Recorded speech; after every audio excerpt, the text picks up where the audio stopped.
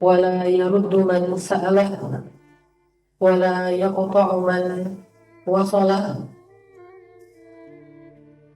ولا يكل من توكل عليه.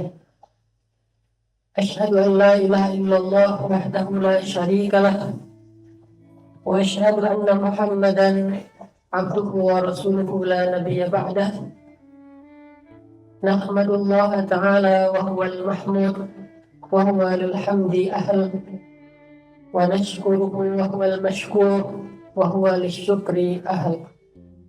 اللهم صل وسلم وبارك على سيدنا وحبيبنا ونبينا وعظيمنا محمد وعلى آله وصحبه ومن تبعهم إلى يوم الدين.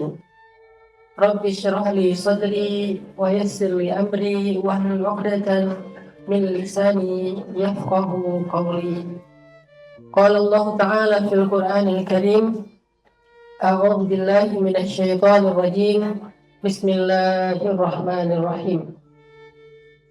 والعصر إن الإنسان لفي خسر إلا الذين آمنوا وعملوا الصالحات وتواصوا بالحق وتواصوا بالصبر. Shadaqallahul Azim. Teman-teman semuanya, para pemuda kota Pontianak dan sekitarnya, alhamdulillah hari ini kita bisa ngumpul nongkrong di sini dalam tongkrongan ilmu. Mudah-mudahan tongkrongan kita bukan hanya tongkrongan yang sifatnya hiburan, walaupun hiburan juga sesuatu yang mubah dalam Islam, sehingga kita nggak boleh melihat orang yang sedang mencari hiburan kemudian kita menjudge mereka sebagai orang yang sia-sia. Jangan-jangan orang yang lagi berhibur kita ngelihat hanya adegan liburan dan hiburannya, tapi kita nggak tahu sisa waktu yang dia pakai selebihnya adalah untuk beramal soleh. Ada orang yang adegan sholat diketahui orang banyak, tapi maksiatnya nggak ada yang tahu.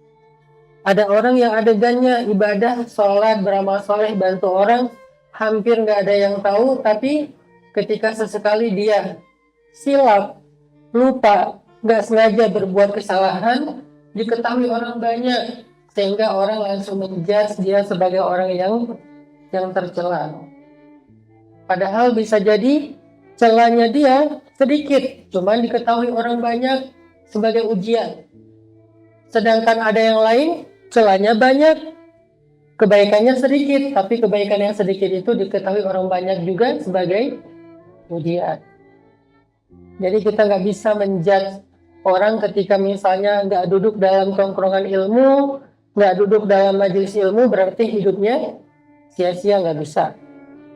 Tapi yang duduk dalam majelis ilmu, mudah-mudahan ini sebuah kebaikan yang luar biasa, karena majelis ilmu itu adalah taman-taman surga yang masih ada di bumi. Jadi siapa yang biasa duduk di dalam taman-taman surga di bumi, berarti insya Allah dia akan menjadi orang yang pantas duduk muttaqiin alal araik, duduk dalam keadaan muttaqiun. Tahu nggak duduk muttaqiun itu kayak gimana? Banyak kan ayat kalimat muttaqiin tentang ahli surga yang duduk di dalam surga dalam keadaan yattaqiun atau muttaqiun. Gimana duduk muttaqiun? Ada yang tahu? Berarti belum bisa nih duduk di surga. Belum ada tutorial cara duduk di surga ya. Kan sekarang orang di mana-mana tuh ada tutorialnya, tutorial cara megang gelas gitu kan, tutorial cara apa, masing-masing ada stylenya. Yang anak-anak apa beatbox atau hip hop kan megang mic-nya kan gini banget gitu kan, ada tutorialnya. Duduk juga kayak gitu, cara jalan juga ada tutorialnya. Kalau orang yang dia model catwalk misalnya, dia ada tutorial jalan itu harus kaki kanan arahnya ke kiri lah, kaki kiri ke kanan, akhirnya keserimpet jatuh. Ini ada tutorialnya. Di surga juga ada, namanya muttaqiun.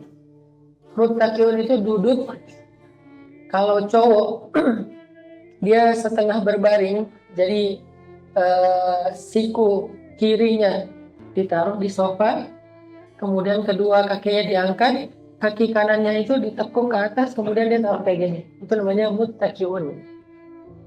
Orang Arab suka duduk kayak gitu kalau lagi makan kambing. Namanya yad kaki. Mereka duduk dalam keadaan santai kalau bahasa kita. Walaupun versi anak muda Indonesia mungkin itu nggak santai, reward ya. Wah susah banget sih mau duduk aja. Ya udah, yang penting muttaqiun itu filosofinya santai. Sehingga saya mencoba untuk mentranslate muttaqiun ala furush atau ala araik, mereka duduk santai di atas kasur ataupun di atas sofa-sofa. Jadi kalau di dunia taman surganya adalah tongkrongan ilmu. Bahasa Arabnya majlisul ilm. Majlis itu bahasa anak mudanya tempat nongkrong, jadi tongkrongan. Sedangkan di akhirat taman surganya adalah taman-taman yang ada di dalam surga Firdaus. Sehingga ketika kita bisa duduk dalam majelis ilmu, kita berbahagia dan bersyukur. Mudah-mudahan kita berada di dalam taman surga yang tepat, sehingga kalau kita sering duduk di taman surga itu, insya Allah berarti kita akan diberikan oleh Allah kepantasan untuk bisa duduk dan hadir di dalam surga Allah di akhirat. Tapi buat teman-teman kita yang belum hadir dalam tongkrongan ilmu, yang mungkin nongkrongnya masih tongkrongan entertain, tongkrongannya lebih kepada hal yang sifatnya fun, chat, ngopi, dan segala macam yang sifatnya hiburan, maka kita tidak boleh menjudge bahwa tongkrongan mereka sia-sia. Kecuali kalau itu perbuatan dosa. Misalnya dia minum yang tidak halal, dia makan yang tidak halal, dia chatnya dengan yang belum dihalalin. Ya. Nah kalau itu mungkin nggak dijudge juga, ya kita doain aja. Kalau bisa sih no judgment, karena bukan bagian kita menjudge orang lain. Yang menjudge orang lain itu hanya MUI, itu bagiannya MUI.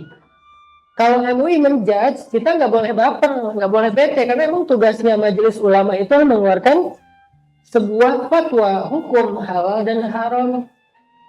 Justru yang kita tuh agak baper dan kayak kurang terima, kalau kita sebagai orang awam baru juga hijrah menjudge orang lain, padahal kita nggak punya kaidah-kaidah ilmu untuk menyampaikan sebuah fatwa. Biarin aja bagian fatwa itu dari para ulama, baik yang tergabung dalam sebuah organisasi seperti MUI, maupun yang tergabung dalam ormas seperti NU dan Muhammadiyah dan seterusnya, ataupun dia secara personal. Ada yang punya kapasitas keilmuan sampai derajat ulama, beliau mengeluarkan fatwa dan itu boleh, sangat sah. Tapi kita no judgment. Jadi hashtag itu tuh bukan untuk ulama. Hashtag itu untuk saya, untuk kita semua yang masih sama-sama belajar. Sehingga kita mencoba untuk respect pada orang lain, tidak mau menjudge orang lain. Kalaupun menurut kita negatif, kita doain, bukan kita hakimi. Kita doain supaya Allah kasih dia petunjuk supaya meninggalkan perbuatan yang dosa. Kalau tidak dosa, makanan, minuman, hubungan, ataupun tongkrongannya, maka itu masuk ke area mubah. Dan dalam Islam, area mubah itu adalah area yang paling luas. Lebih luas daripada yang wajib. Lebih luas daripada yang sunnah. Lebih luas daripada yang makruh. Lebih luas daripada yang haram. Yang paling luas area dalam syariat Islam adalah area yang mubah. Kenapa saya katakan lebih luas? Terutama dalam konteks daily kehidupan kita, bukan dalam konteks ibadah. Diambil dari sebuah kaidah fikih yang ulama menyimpulkan dalam istilahnya usul fiqh, al-aslu fil asya' ibahah. Semua hal dasarnya itu boleh, mubah. Semua hal selain ibadah ya, dasarnya boleh. Kecuali ada dalil yang mengharamkannya. Kalimat kecuali berarti kalimat spesifikasi. Ada kondisi-kondisi tertentu. Kalau bahasa fikih disebut dengan dawabit. Terus secara umum boleh, berarti area yang boleh itu dalam Islam itu luas. Dan karena Islam membolehkan, Kenapa kita tiba-tiba mengeluarkan sebuah fatwa tidak boleh? Kalau dalam Islam boleh, kita tidak boleh mengatakan, oh itu sia-sia, itu tidak boleh, itu apa buang-buang waktu segala macam, nggak bisa. Karena dalam Islam juga boleh. Jadi buat yang mau nongkrong sambil ngopi-ngopi, mubah. Nggak bisa kita katakan daripada nongkrong ngopi-ngopi, daripada kita ngabisin waktu nggak jelas, belum tentu nggak jelas. Tapi yang ini pastinya lebih baik.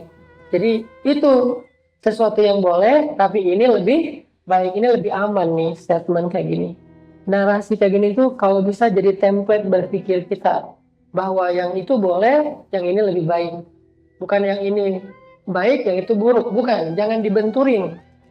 Yang itu boleh, duduk, main, nongkrong, jalan, wisata segala macam boleh, tapi ini lebih baik karena di sini kita belajar tentang ilmu, kebesaran Allah dan segala macam. Tapi kalau nggak duduk di sini, ya nggak apa-apa, namanya juga boleh dibahas. Kalau dia habisin waktu hari minggunya dengan kayak olahraga, bukan hanya ibadah, malah sunnah, malah mustahab, malah berpahala. Kalau dia menutup aurat, kemudian dia olahraganya olahraga yang sifatnya tidak menyakiti orang lain. Kalau menyakiti orang lain nanti ada pembahasan fikih tersendiri. Maka itu malah berpahala. Tapi kan bisa nanti, ya siapa tahu dia habis olahraga dia punya kajian sendiri yang kita nggak tahu. Lagian kan kajian ilmu bukan hanya kita, ada banyak kajian ilmu dengan berbagai macam model yang intinya sama-sama Islam Ahlus Sunnah wal Jamaah, sehingga kita tinggal respect kepada orang lain. Dulu ada cerita di zaman Khalifah Nuruddin Zinki. Teman-teman pernah baca buku tentang Nuruddin Zinki atau dengar kisah Nuruddin Zinki, boleh angkat tangan? Yang pernah tahu tentang Nuruddin Zinki? Nggak tahu. Salahuddin Al-Ayyubi ada yang tahu? Boleh angkat tangan. Salahuddin Al-Ayyubi? Sedikit. Hanan Ataki? Nuruddin Zinki itu adalah Khalifah Islam yang Rasyidin, disebut dengan Khulafaur Rasyidin. Yang keberapa? Yang keenam. Khulafaur Rasyidin dalam sejarah Islam yang kita kenal cuma 4, tambah 1. 4 ini Abu Bakar, Umar, Utsman, Ali, udah pasti itu. Karena beliau generasi terbaik, yaitu generasi sahabat. Lalu loncat ke generasi tabi'in, ada Umar bin Abdul Aziz. Ini cucunya Umar bin Khattab. Tapi dia generasinya bukan sahabat, tapi tabi'in, generasi kedua, masih generasi terbaik. Loncat beberapa ratus tahun kemudian, muncul lagi sosok Khalifah Rasyid yang luar biasa, namanya Nuruddin Zinki. Orang Turki aslinya. Tapi ibu kota negaranya ada di Aleppo, yang sekarang dibombardir. Nuruddin Zinki ini adalah mentornya Salahuddin Al-Ayyubi. Salahuddin Al-Ayyubi salah satu tokoh fenomenal dalam Islam, jenderal atau panglima militer yang membebaskan Masjidil Aqsa dari tangan kaum salib. Masjidil Aqsa beberapa kali dibebaskan, terus dikuasai lagi oleh orang kafir, terus dibebaskan, dikuasai lagi. Jadi ada beberapa hero yang muncul dalam episode panjang sejarah Masjidil Aqsa. Hero pertamanya adalah Umar bin Khattab. Nanti muncul lagi hero-hero berikutnya sampai salah satu yang cukup lama dan lama pembahasannya dan fenomenal adalah Salahuddin Al-Ayyubi. Dan gurunya Salahuddin, Nuruddin Zinki. Nuruddin Zinki ini pernah dalam satu perjalanan perang gitu ya. Karena masa itu Islam sedang lagi ada perang yang panjang melawan kaum salib di daerah Timur Tengah. Nah, Nuruddin Zinki lagi melakukan perjalanan panjang, tiba-tiba di sebuah camp militernya dia mengadakan acara lomba berkuda. Jadi bukan berkuda dalam rangka perang, tapi lomba berkuda, kontes gitu, kayak games. Jadi dia bikin game lomba berkuda yang kecepatan tinggi, siapa yang lebih duluan sampai, kemudian nanti ada freestyle. Kalau naik motor kan ada yang lomba cepat, ada yang lomba kayak ngulik gitu kan, ada triknya freestyle, gak pakai tangan, terus nyetir sendiri, jadi kayak motor hantu ya. Jadi freestyler lah gitu kan ya, freeride. Nah ini mereka kayak lagi bikin kontes game, ada Fast and Furious-nya, ada yang versi freestyle-nya. Ketika Nuruddin Zinki lagi bikin kayak game kuda gitu, tiba-tiba ada seorang laki-laki di Aleppo. Dia bisa dibilang kayak ahli ibadah gitu, bukan seorang penguasa, bukan seorang ulama, bukan juga seorang aktivis dakwah, ahli ibadah gitu di masjid. Beliau ngajar di masjid, beribadah di masjid. Bikin surat beliau, kalau bahasa kita sekarang kayak posting gitu. Bikin surat, dikirimin ke Nuruddin Zinki. Isi suratnya apa? Isi suratnya judgment. Isi suratnya itu menghakimi. Isi suratnya tuh marah-marah. Kalau bahasa kita sekarang tiba-tiba, misalnya nih, ini analogi sosial media ya. Nuruddin Zinki bikin kontes. Udah gitu di story, di feed, di posting di IG.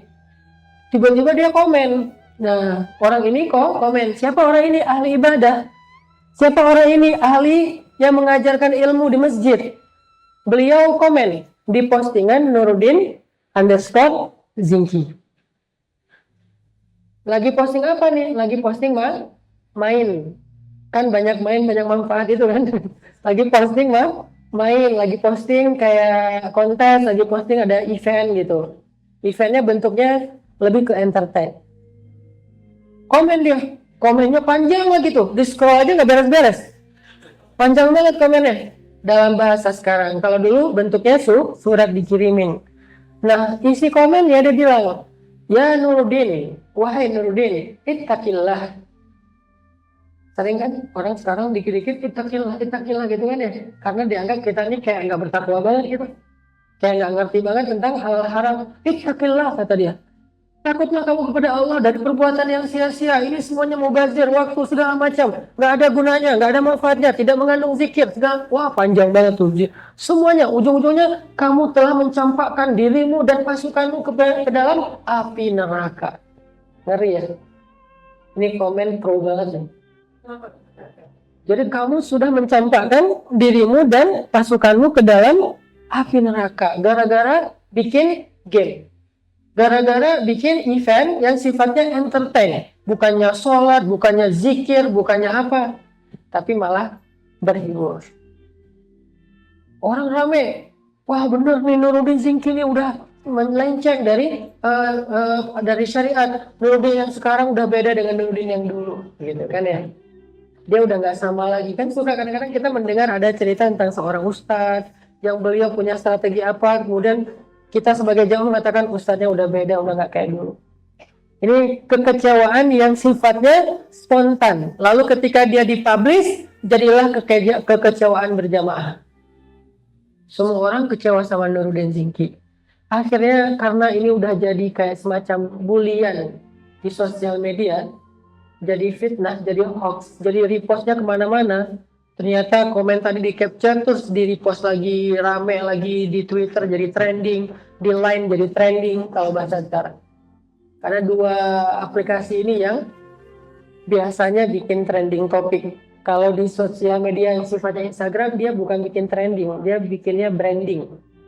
Instagram itu tools membuat branding. Tapi kalau mau trending itu biasanya mulainya kalau nggak di Line, di Twitter biasanya tools membuat trend. Akhirnya Nuruddin mereplay komen yang tadi panjang banget yang di scroll gak beres-beres itu, di replay sama Nuruddin. Bahasa kita sekarang, kalau bahasa dulu dibalas suratnya, surat terbuka. Kata Nuruddin Zinki, beliau orang yang luar biasa soleh, khalifah, presiden, plus hafiz hadis, plus mujahid. Ini orang luar biasa. Makanya ulama mengangkat beliau menjadi salah satu di antara cuma 6 Khulafaur Rasyidin yang terkenal dalam sejarah Islam. Padahal ada Muhammad Al-Fatih, ada Salahuddin Al-Ayyubi, ada Saifuddin Qutuz, ada Harun Ar-Rasyid, ada banyak nama-nama besar dalam sejarah Islam. Tapi yang masuk kategori Khulafaur Rasyidin cuma 6. Raja-raja hebat dan adil dalam Islam itu banyak banget. Sejarah-sejarah pembebasan negeri yang mereka lakukan itu macam-macam. Belum lagi nanti ada Tariq bin Ziyad. Ada banyak nama besar lah dalam sejarah Islam kan. Tapi yang masuk kategori Khulafaur Rasyidin cuma 6 orang. Dan yang keenamnya Nuruddin Ziki. Dari situ ketahuan ya kualitas Nuruddin Ziki itu kayak gimana. Orang yang luar biasa. Tapi dibully dengan tuduhan mencampakkan dirinya dan orang lain ke dalam api neraka. Dibalas sama Nuruddin Ziki. Dibalas, kata Nuruddin Ziki, Bismillahirrahmanirrahim, Assalamualaikum warahmatullahi wabarakatuh, akhi fillah, saudaraku karena Allah. Balasannya santun, karena sifat mukmin harusnya santun, layyin, lemah lembut. Kamu salah memahami apa yang terjadi. Kami bukan sedang bersenda gurau sia-sia, apalagi sampai berbuat dosa. Saya sengaja mengadakan acara ini, kalau bahasa kita event ini, karena selama berbulan-bulan ini kami tidak pernah berhenti turun ke medan peperangan. Saya, prajurit saya, kendaraan-kendaraan kami yaitu onta dan kuda, terus dari satu peperangan ke peperangan yang lain. Sehingga yang kami lihat di depan mata kami hanyalah orang terluka, darah, kemudian pedang, kemudian pokoknya kecamuk. Kolosal perang itu kami lihat setiap saat, dari satu negeri ke negeri yang lain, dari satu lembah ke lembah yang lain, dari satu musuh ke musuh yang lain. Sehingga pada satu hari aku melihat keadaan prajuritku mulai kelelahan. Aku melihat keadaan kendaraan-kendaraan kami mulai stres, kuda dan ontanya mulai stres karena serius terus, pedang terus kan, namanya juga perang kan, pedang terus nih. Kendaraan kami stres, prajurit kami mulai lelah, mulai bosan. Akhirnya setelah sekian bulan berjihad, saya mencoba menghibur mereka, jadi kayak break sebentar dengan event yang itu pun tidak lepas dari kaidah perang, yaitu berkuda, memanah. Cuman sekarang dibikinnya bukan tegang, dibikinnya fun, sambil saling ketawa, ngetawain, diketawain gitu. Tapi ya intinya tetap berkuda, memanah, gulat, cuman dalam event yang lebih santai. Supaya apa? Jadi break buat mereka, biar lebih santai buat mereka. Tujuannya setelah selesai event ini, kuda dan onta kami mulai lebih siap dipakai lagi untuk berjihad, dan prajurit kami solid dalam ukhuwah mereka semakin terjaga. Itulah alasan kenapa saya mengadakan acara ini. Kalau bahasa kita tuh kayak bikin mukhayyam, sesekali gathering, setelah sekian kali kita bikin event dakwah, kayak hektik banget jadwal kita, akhirnya udah deh kita gathering yuk sesekali. Orang di luar dakwah tapi kok acaranya main-main, gitu kan ya. Nah setelah Nuruddin Ziki menjawab pertanyaan ini, barulah orang tadi paham, oh gitu. Sementara dia sendiri yang mengkritik orang, dia tinggalnya di masjid.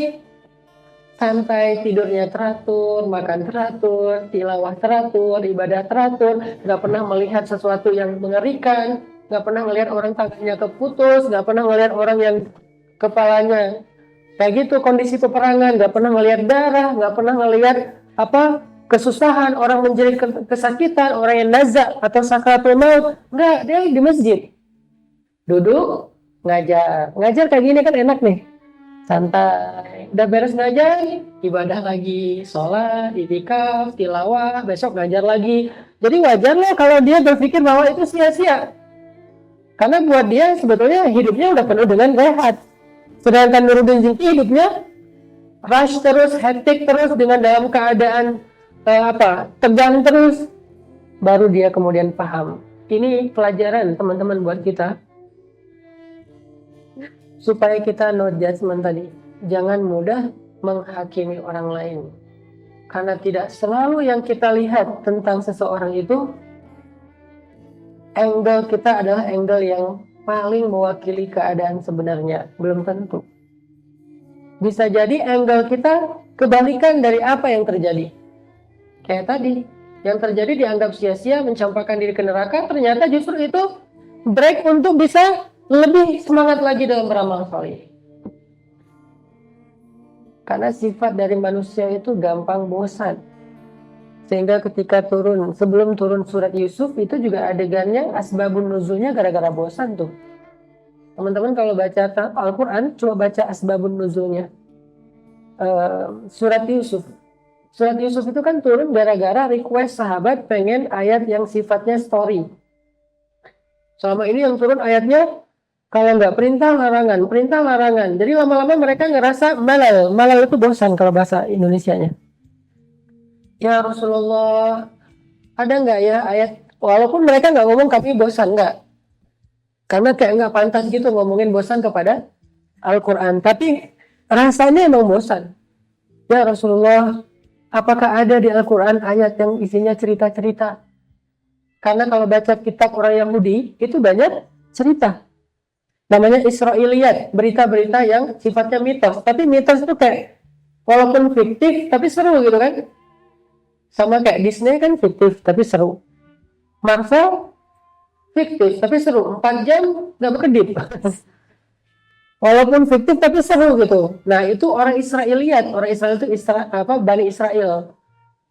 Orang Yahudi. Kalau kita baca cerita orang-orang Yahudi itu luar biasa, Rasulullah. Di Al-Quran ada cerita enggak, kata sahabat. Turunlah surat Yusuf menjawab pertanyaan dan request para sahabat yang sedang yang sedang bosan. Kata Allah, sesungguhnya di dalam Al-Quran telah kami kisahkan kisah-kisah terbaik. Dimulailah kisah Yusuf. Kisah pertama justru kisah Nabi Yusuf yang di dalamnya terdapat satu adegan tentang masalah jomblo fisabilillah. Kan inti dari perjalanan kisah Nabi Yusuf itu perjalanan seorang jomblo fisabilillah yang gak punya pasangan tapi istiqomah. Yusuf banget tuh. Yang belum punya pasangan tapi istiqomah. Dan kenapa saya katakan Nabi Yusuf sebagai ikon yang paling istiqomah dalam masalah jomblo? Bukan masalah jomblo istiqomah artinya nggak nikah-nikah, enggak. Dia istiqomah untuk nggak berbuat dosa karena udah teruji. Teruji banget tuh Nabi Yusuf. Ada cewek cantik, saya nyebutnya bukan perempuan tapi cewek biar lebih kebayang buat anak-anak muda nih. Ada cewek cantik yang dia itu kayak selebgram banget di negeri Mesir. Followersnya 99,9% cowok. Semuanya pengen tahu ini siapa. Saking cantiknya, model banget lah. Bening banget, Korea banget. Kalau yang kita mah nggak Korea, Ustaz, Oriental ya Korea. Atau kita mah lokal Ustaz, ya nggak apa-apa. Terserah, pokoknya cantik mah relatif ya. Pokoknya bening banget, cantik, ningrat, elegan, educated, sangat terpelajar, apalagi. Pokoknya keren deh, ini cewek. Tiba-tiba manggil Yusuf ke kamar sebentar ngebersihin kamar. Datang Nabi Yusuf. Pas Nabi Yusuf masuk, yang mana Mbak? Ini kamar banyak yang kotor. Oh ya, dilap-lap sama Nabi Yusuf. Lagi ngelap-lap, pintunya dikunci dari dalam. Mau dilanjutin ceritanya? Yusuf masukin, iya. Tapi juga cerita udah tergoda ya. Gimana ngalamin coba? Nabi Yusuf tuh luar biasa ngalamin, bukan dengan cerita. Kayak itu bukan cerita-cerita negatif.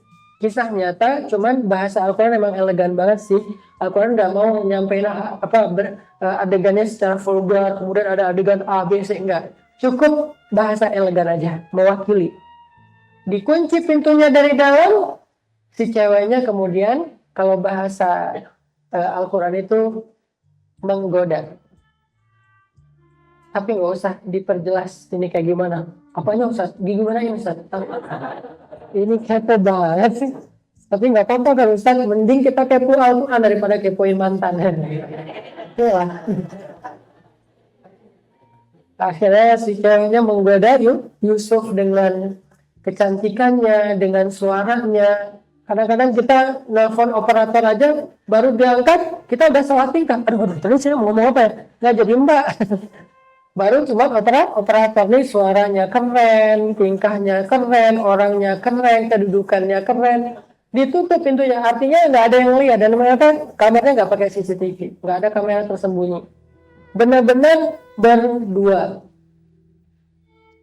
Ceweknya yang ngegoda Nabi Yusuf. Kenapa? Wahammat bihi. Karena cewek itu sebetulnya punya perasaan kepada Yusuf.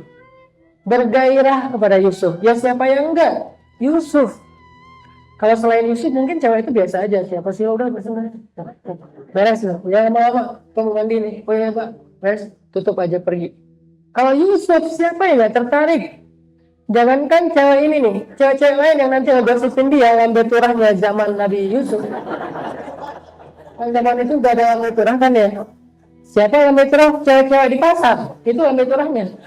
Ya, ternyata ya istrinya Al-Aziz, kita kira baik banget, soleh banget, ternyata sama aja. Ini lambe turah. Judul besarnya istri Al-Aziz dan Yusuf, ada apa? Tanya-tanya. Ada yang bilang namanya Zulaikha, ada yang mengatakan bukan. Saya lebih cenderung kepada pendapat jumhur, namanya tidak diketahui siapa. Yang pasti istri Al-Aziz. Istri Al-Aziz itu kalau bahasa sekarang kayak istri gubernur gitu. Kayak istri gubernur.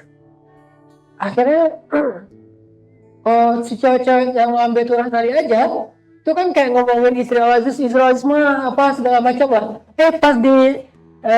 Pas ditemuin sama Nabi Yusuf di sebuah acara kayak makan-makan gitu, lagi arisan. Jadi mereka ada jadwal arisan, cewek-cewek lagi arisan. Pas Yusuf bawa hidangan, mereka lagi ngiris-ngiris buah, keiris tangannya. Bukan satu orang, berjamaah, semuanya ngiris tangan. Kalau satu orang mungkin dia aja yang matanya nggak bisa ini ya. Tapi ini semua berarti kan objektif, nggak subjektif. Kalau satu orang, lo doang. Kalau rame, emang gitu anaknya. Yusuf tuh anaknya emang keren badai.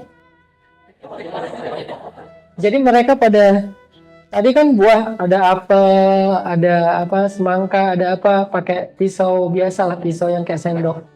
Gini, itu kan tumpul kan pisau itu kan. Artinya sampai ngeluarin darah itu pasti nggak gampang ya, sampai aduh mana cara berdarah. Artinya itu adegannya ngeri banget loh. Yusuf jalan. Yusuf itu nggak dance depan mereka, break dancer gitu, enggak. Kebayang kalau sampai dance habis tuh. Cuma jalan doang. Nabi Yusuf kan orang yang terhormat, jadi cuma jalan doang. Jalan bawa buah, mereka ngeliat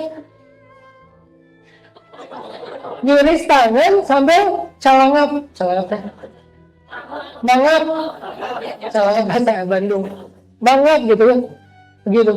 Terus untung nggak ada yang netes gitu. Jadi adegannya nggak kenal. Akhirnya mereka komen, semuanya pada komen, story semua. Bahasanya apa? Ini bukan manusia, ini an angel. Ini malaikat. Gitu kan kata mereka. Di story mereka bareng-bareng. Semua pada story. Ini malaikat, ini bukan manusia. Ini malaikat, ini bukan manusia. Semuanya story. Ini kenapa ya kok berdarah? Loh, darah nggak? Iya, gue berdarah. Kenapa ya kok sakit sih? Nah, ternyata nggak sengaja mereka ngiris jarinya dan nggak berasa saking kerennya Yusuf di dalam pandangan mereka.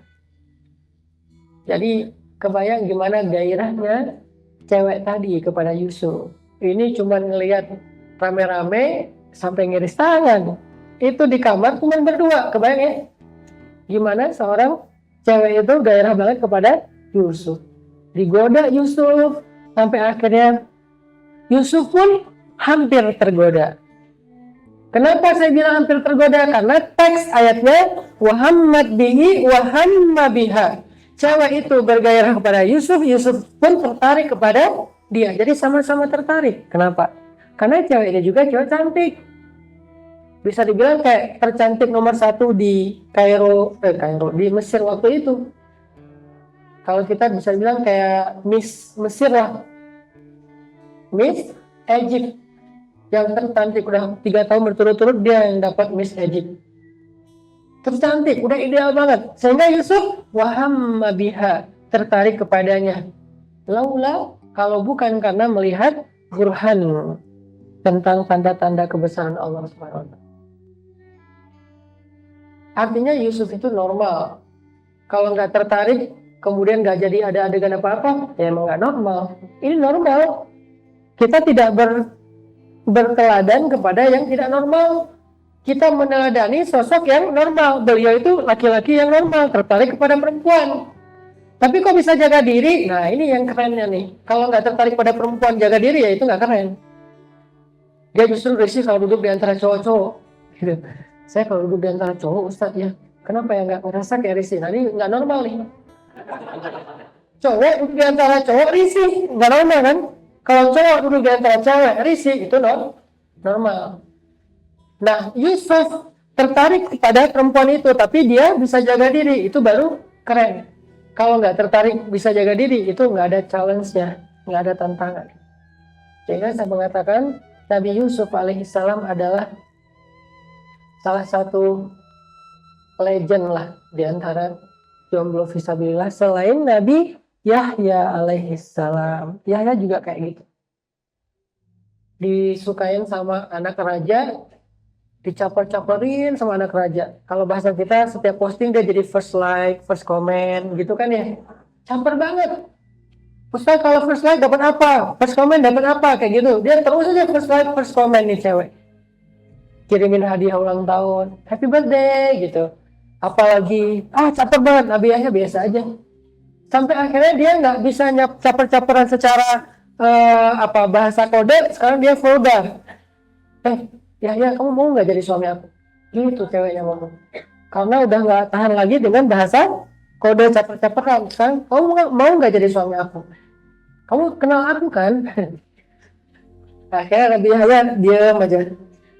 Karena kenapa Nabi Yahya nggak tertarik? Dia tidak beriman. Buat Nabi Yahya bukan kecantikan, bukan kekayaan, tapi iman. Dia tidak beriman. Nabi Yahya malah ngedawain dia. Aduh, jangan ceramah dia jadi ilfil deh, kata dia. Kita mending ngobrol yang lain yuk. Nabi Yahya tak mau. Akhirnya berkali-kali cewek ini ngelamar Nabi Yahya nggak berhasil, dia marah. Pas dia ulang tahun, ini salah satu cerita ya. Pas dia ulang tahun, dia minta ke ayahnya sebagai raja memberi hadiah ulang tahunnya kepala Yahya. Sehingga Nabi Yahya lagi sholat, ketika beliau sedang sujud, beliau didatangi prajurit-prajurit yang zalim, kemudian dipenggal kepala beliau. Nabi Yahya salah satu di antara para anbiya yang dibunuh oleh Bani Israel. Selain ayahnya juga sama, nih ayah dan anak sama-sama dibunuh. Nabi Zakaria digergajikan ya. Nabi Yahya dipenggal kepalanya. Jadi di antara para anbiya yang dibunuh oleh Bani Israel. Makanya di Al-Quran tuh sering banget ayat-ayat, kenapa kalian membunuh para nabi? Kenapa kalian membunuh para nabi? Kan gitu kan ayatnya. Itu tuh salah satu adegannya tuh Nabi Yahya dan Nabi Zakaria. Termasuk Nabi Muhammad sih, cuman nggak berhasil. Semua nabi pernah mau dibunuh, cuman nggak berhasil. Ada yang berhasil, 1-2, ya sebagai Allah lebih tahu alasannya, tapi sebagai bukti bahwa Bani Israel itu emang keterlaluan. Ini openingnya panjang banget ya. Kita lagi bahas apa sih sebenarnya?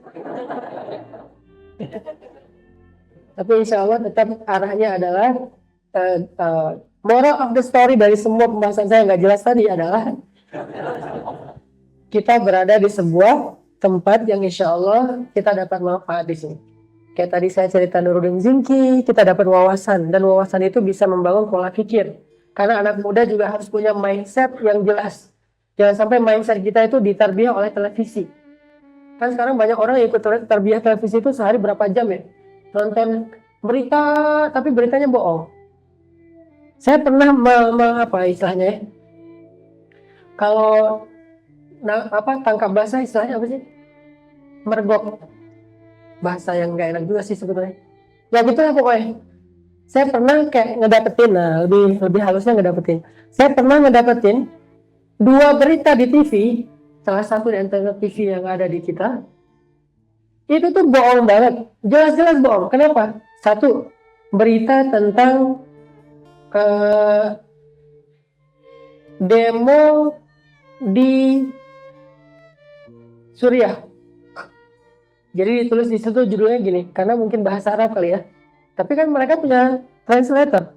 Nggak tahu nih sengaja atau enggak. Ditulis judulnya di Suriah orang demo terhadap beberapa pejuang. Mereka tidak setuju dengan keberadaan para pejuang. Demo judulnya itu. Terus diwawancarain orang yang lagi bukan Suriah, Palestina. Di Palestina orang demo terhadap Hamas, terhadap pejuang-pejuang yang menolak ke penjajahan Israel. Judulnya kayak gitu. Terus diwawancarain orangnya, gimana menurut kamu, gimana nah saya kan ngerti bahasa Arab. Itu pertama yang diwawancarain itu bukan orang Palestina, tapi orang Mesir, karena bahasanya bahasa Mesir. Bahasa Mesir itu khas banget. Bisa dibilang bahasa Arab paling slang, paling gaul itu bahasa Mesir. Slang banget bahasanya. Sehingga orang-orang yang pernah ke Mesir, kalau ngomong bahasa Mesir, itu pasti orang tahu lu dari Mesir ya, karena kayak khas gitu. Saking gaulnya bahasa Mesir. Itu orang Mesir. Yang kedua, itu lagi ada adegan demo di Mesir terhadap pemerintahan after kudeta, yaitu pemerintahan Asisi. Terus ditanya kepada orang Mesir, gimana menurut kamu tentang pemerintahan yang sebelumnya, yaitu Dr. Mursi yang kemarin terbunuh. Kata mereka, ya lebih mending sebelumnya daripada yang ini. Diterjemahin di sini, lebih mending sebelum ada Hamas daripada yang ini. Nah ini kayak fitnah gitu. Padahal kejadiannya di Mesir, tapi seolah-olah di Palestina. Yang dialognya apa segala macam. Ini namanya reportase tapi kurang ilmiah, kayak kurang jujur gitu. Nah ini maksud saya adalah konten-konten yang membangun mindset berpikir kita. Anak muda nonton, Ustaz kita udah jarang nonton sekarang. Oke, alhamdulillah. Tapi kadang-kadang di sosial media kan orang punya circle. Dia ngeklik apa, keluar lagi kan di suggest kayak gitu terus kan. Jadi dia punya circle informasi yang kadang-kadang kalau dia salah ngeklik di awal, nanti circle informasinya bakal salah terus. Soalnya dia mensugesti kita ke informasi-informasi yang se-circle-nya dia juga. Kalau di Facebook itu kayak dia friends-nya siapa gitu.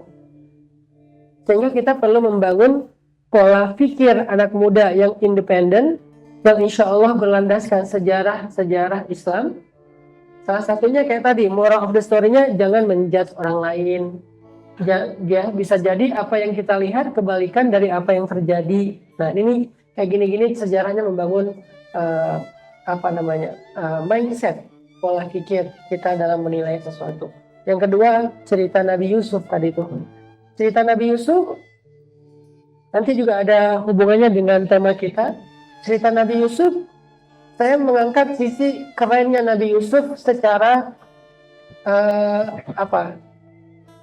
konsistennya beliau dalam menjaga diri daripada dosa. Padahal status beliau mirip dengan kita.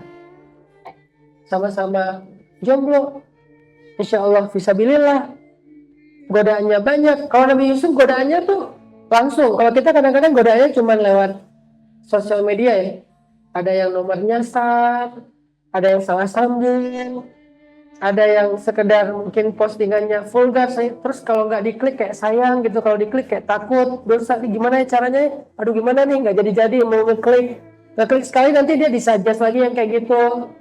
Ini namanya ujian.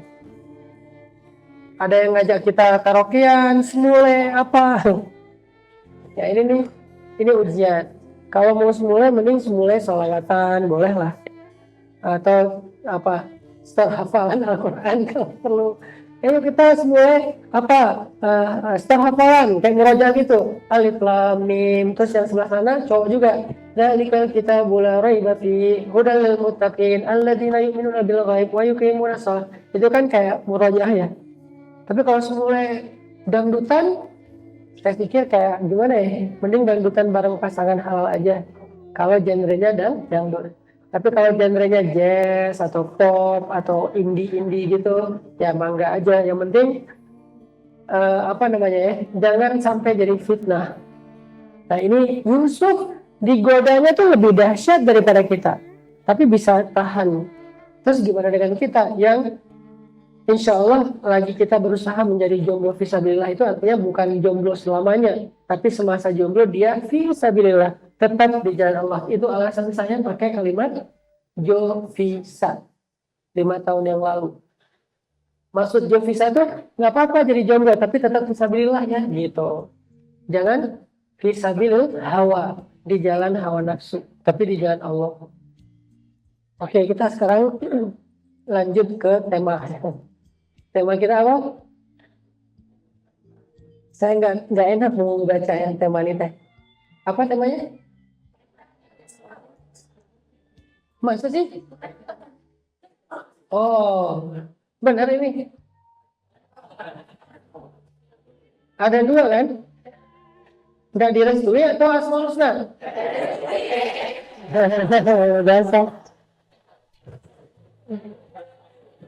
Yang nggak direstui? Nggak direstui? Kasihan sekali ya, kontennya nggak direstui. Yang nggak direstui angkat tangan. Oke, yang Asmaul Husna? Cuma dia. Masya Allah. Sekarang kita gabung aja, Asmaul Husna dan tidak direstui. Ada hubungannya nggak? Ada. Saya bahas dulu dari Ar-Rahman. Tahu nggak arti Ar-Rahman itu apa? Apa arti pengasih? Suka ngasih-ngasih. Itu bukan pengasih, itu penyayang. Yang ngasih-ngasih itu penyayang. Kalau pengasih, gampang kasihan.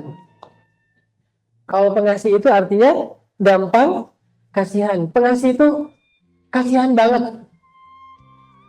Mengasihi banget. Aduh kasihan nih hambaku, aduh kasihan nih dia, aduh kasihan nih. Itu namanya pengasih. Sehingga kalau kita sedang diuji oleh Allah Subhanahu wa taala dengan satu masalah, gunakanlah nama Ar-Rahman, Sang Maha Pengasih ini sebagai modal kita untuk berharap kepada Allah dan tidak berputus asa.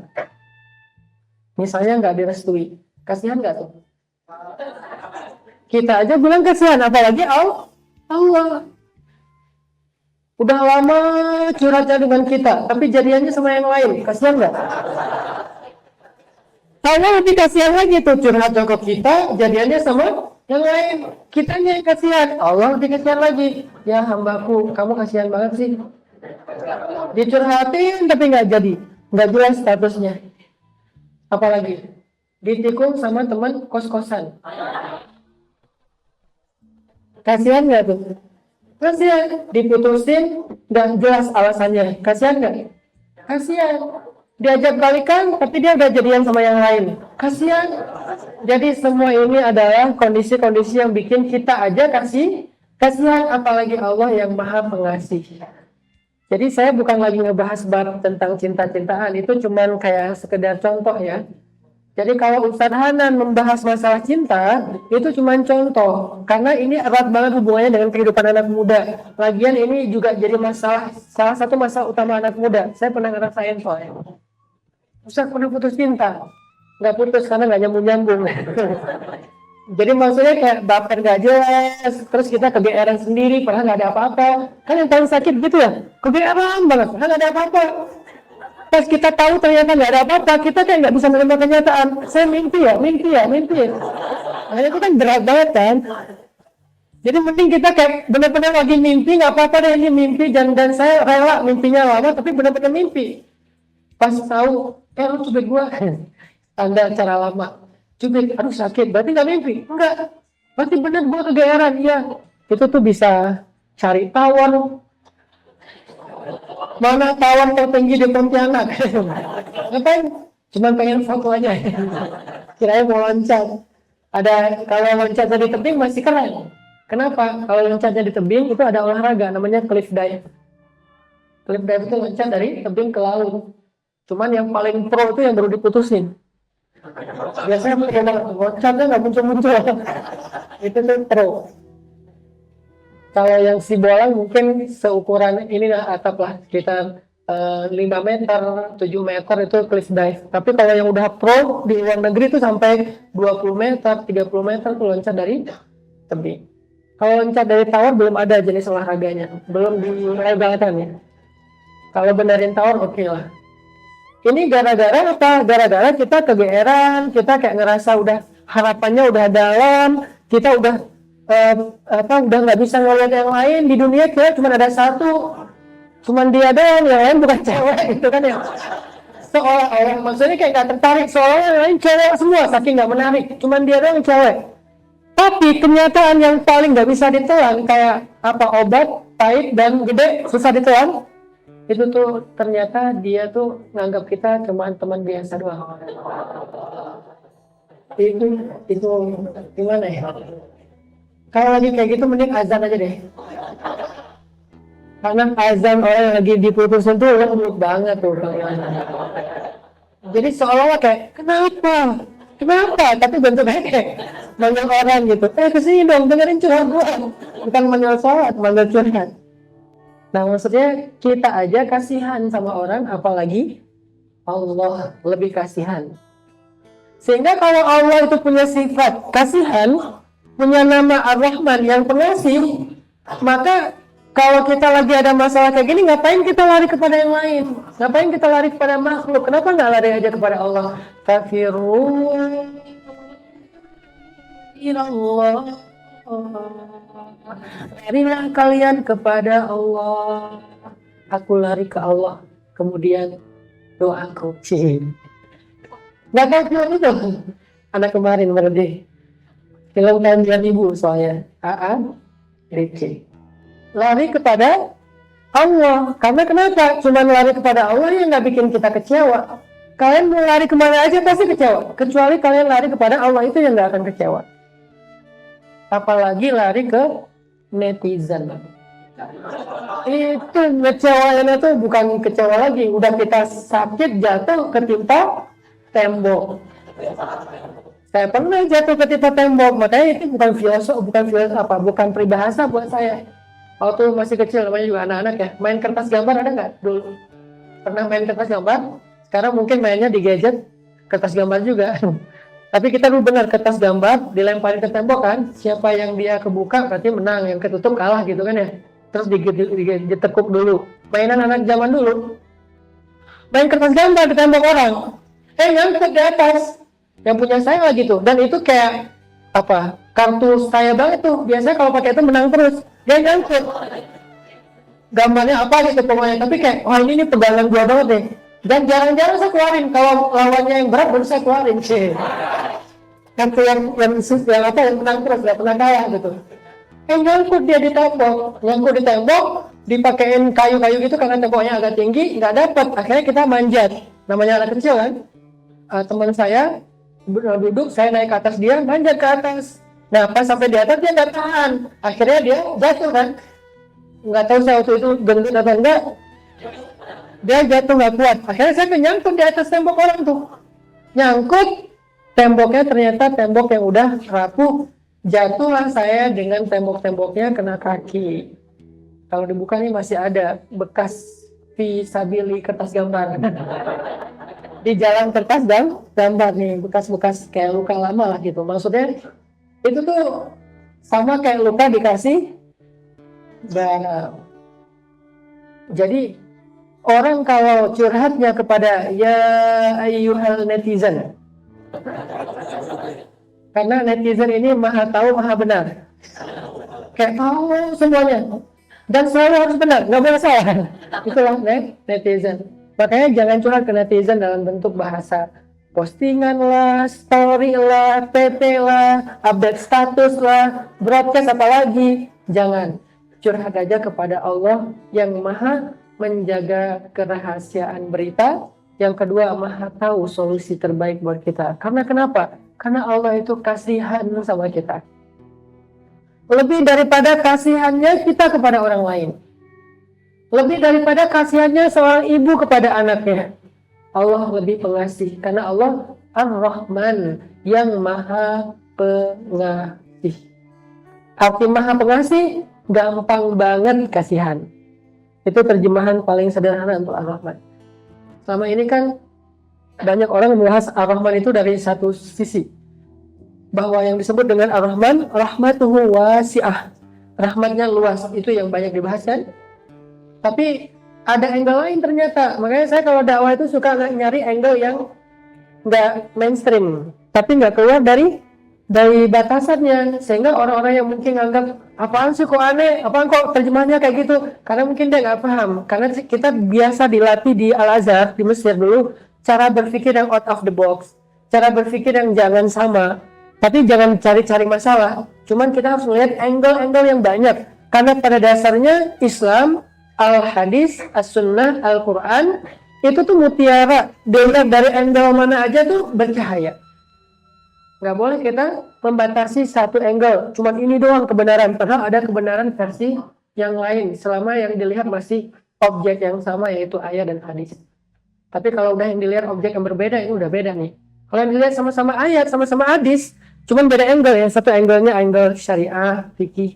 Satu lagi angle-nya angle akhlak. Satu lagi angle-nya angle sejarah. Satu lagi angle-nya angle dakwah. Kan banyak angle nih. Semuanya bercahaya. Karena itu adalah mutiara. Bahkan cahaya Al-Quran, kata Allah di surat Cahaya, seperti lampu yang dinyalain dengan minyak zaitun. Belum ada apinya aja, minyaknya aja udah bercahaya. Kemudian ketika menyala ditutup dengan kaca yang beningnya itu membuat cahayanya semakin berkilau. Itulah Al-Quran. Nah, jadi Ar-Rahman, terjemahan yang banyak dibahas di YouTube, di banyak dakwah, artinya warahmati wasi'at kulla syai'. Itu artinya Ar-Rahman. Dan rahmatku meliputi segala sesuatu. Kasih sayangnya tuh banyak. Ini yang paling banyak dibahas. Tapi ternyata Ar-Rahman juga punya makna yang lain, sama kayak Al-Jabbar. Bukan Al-Jabbar ya, Al-Jabbar itu rumus. Al-Jabbar. Al-Jabbar itu artinya yang maha perkasa. Dalam bahasa menaklukkan, itu Jabbar. Memaksa, itu Jabbar. Tapi Al-Jabbar juga berarti yang maha menyembuhkan sakit hati. Jadi kita membaca wajiburni, ya Allah, wajibur, Rabbi firli warhamni, wajiburni, ya Allah, ampunkan dosa saya, rahmati saya, obatilah sakit hati saya. Itu artinya, hiburlah hati saya sedang sakit. Itu arti wajiburni. Bukan, ya Allah, taklukkan saya, paksa saya. Bukan, karena Al-Jabbar bisa arti yang memaksa, bisa arti yang menyembuhkan penyakit hati. Begitu juga Ar-Rahman. Nah, dalam konteks atau dalam angle Allah itu maha pengasih, artinya gampang kasihan. Kenapa kita nggak menggunakan sifat Allah yang gampang kasihan itu untuk berharap? Allah kasihan nggak sih ngelihat saya? Saya tuh udah lulus kuliah sekian tahun. Saya tuh udah mapan. Saya udah siap untuk jadi ayah, bukan lagi suami. Ayah aja udah siap gitu. Orang lain masih bilang saya udah siap jadi suami. Saya emang udah siap jadi ayah. Bahkan kalau perlu kakek juga siap. Ya Allah. Siapa tahu dia mau nikah dengan seorang yang udah punya cucu. Atau punya anak lah, kayak Nabi dengan Khadijah kan ya. Beda berapa tahun tuh? 15 tahun. Jadi jangan berpikir yang beda 15 tahun berarti kayak, wah kok kasihan banget dia kayak nggak punya pilihan aja. Kamu udah putus asa yang mencari ya? Enggak. Itu bukan masalah umur, bukan masalah fisik, tapi masalah kenyamanan, dan itu subjektif banget. Ya Allah, Allah nggak kasihan sama saya. Jawabannya, Allah tuh kasihan banget sama kita. Lebih daripada teman-teman kita. Kadang-kadang teman-teman kita tuh saking kasihannya sama kita, gara-gara kita kayak pernah ditolak dan gak direstui, mereka di grup nggak mau bahas-bahas bab masalah yang berhubungan dengan cinta. Jangan bahas bab itu, kenapa? Kasihan, ada teman kita yang baru ditolak. Oh ya, kasihan. Saking kasihannya akhirnya mereka nggak bahas di grup. Tapi mereka kayak pengen bahas gitu, pengen curhat. Caranya gimana? Mereka bikin grup yang kedua. Cuman kita doang nggak dimasukin gitu. Karena apa? Karena kasihan. Nah ini manusia, jadi bisa kasihan apalagi Allah. Pernah nggak kasihan sama mantan?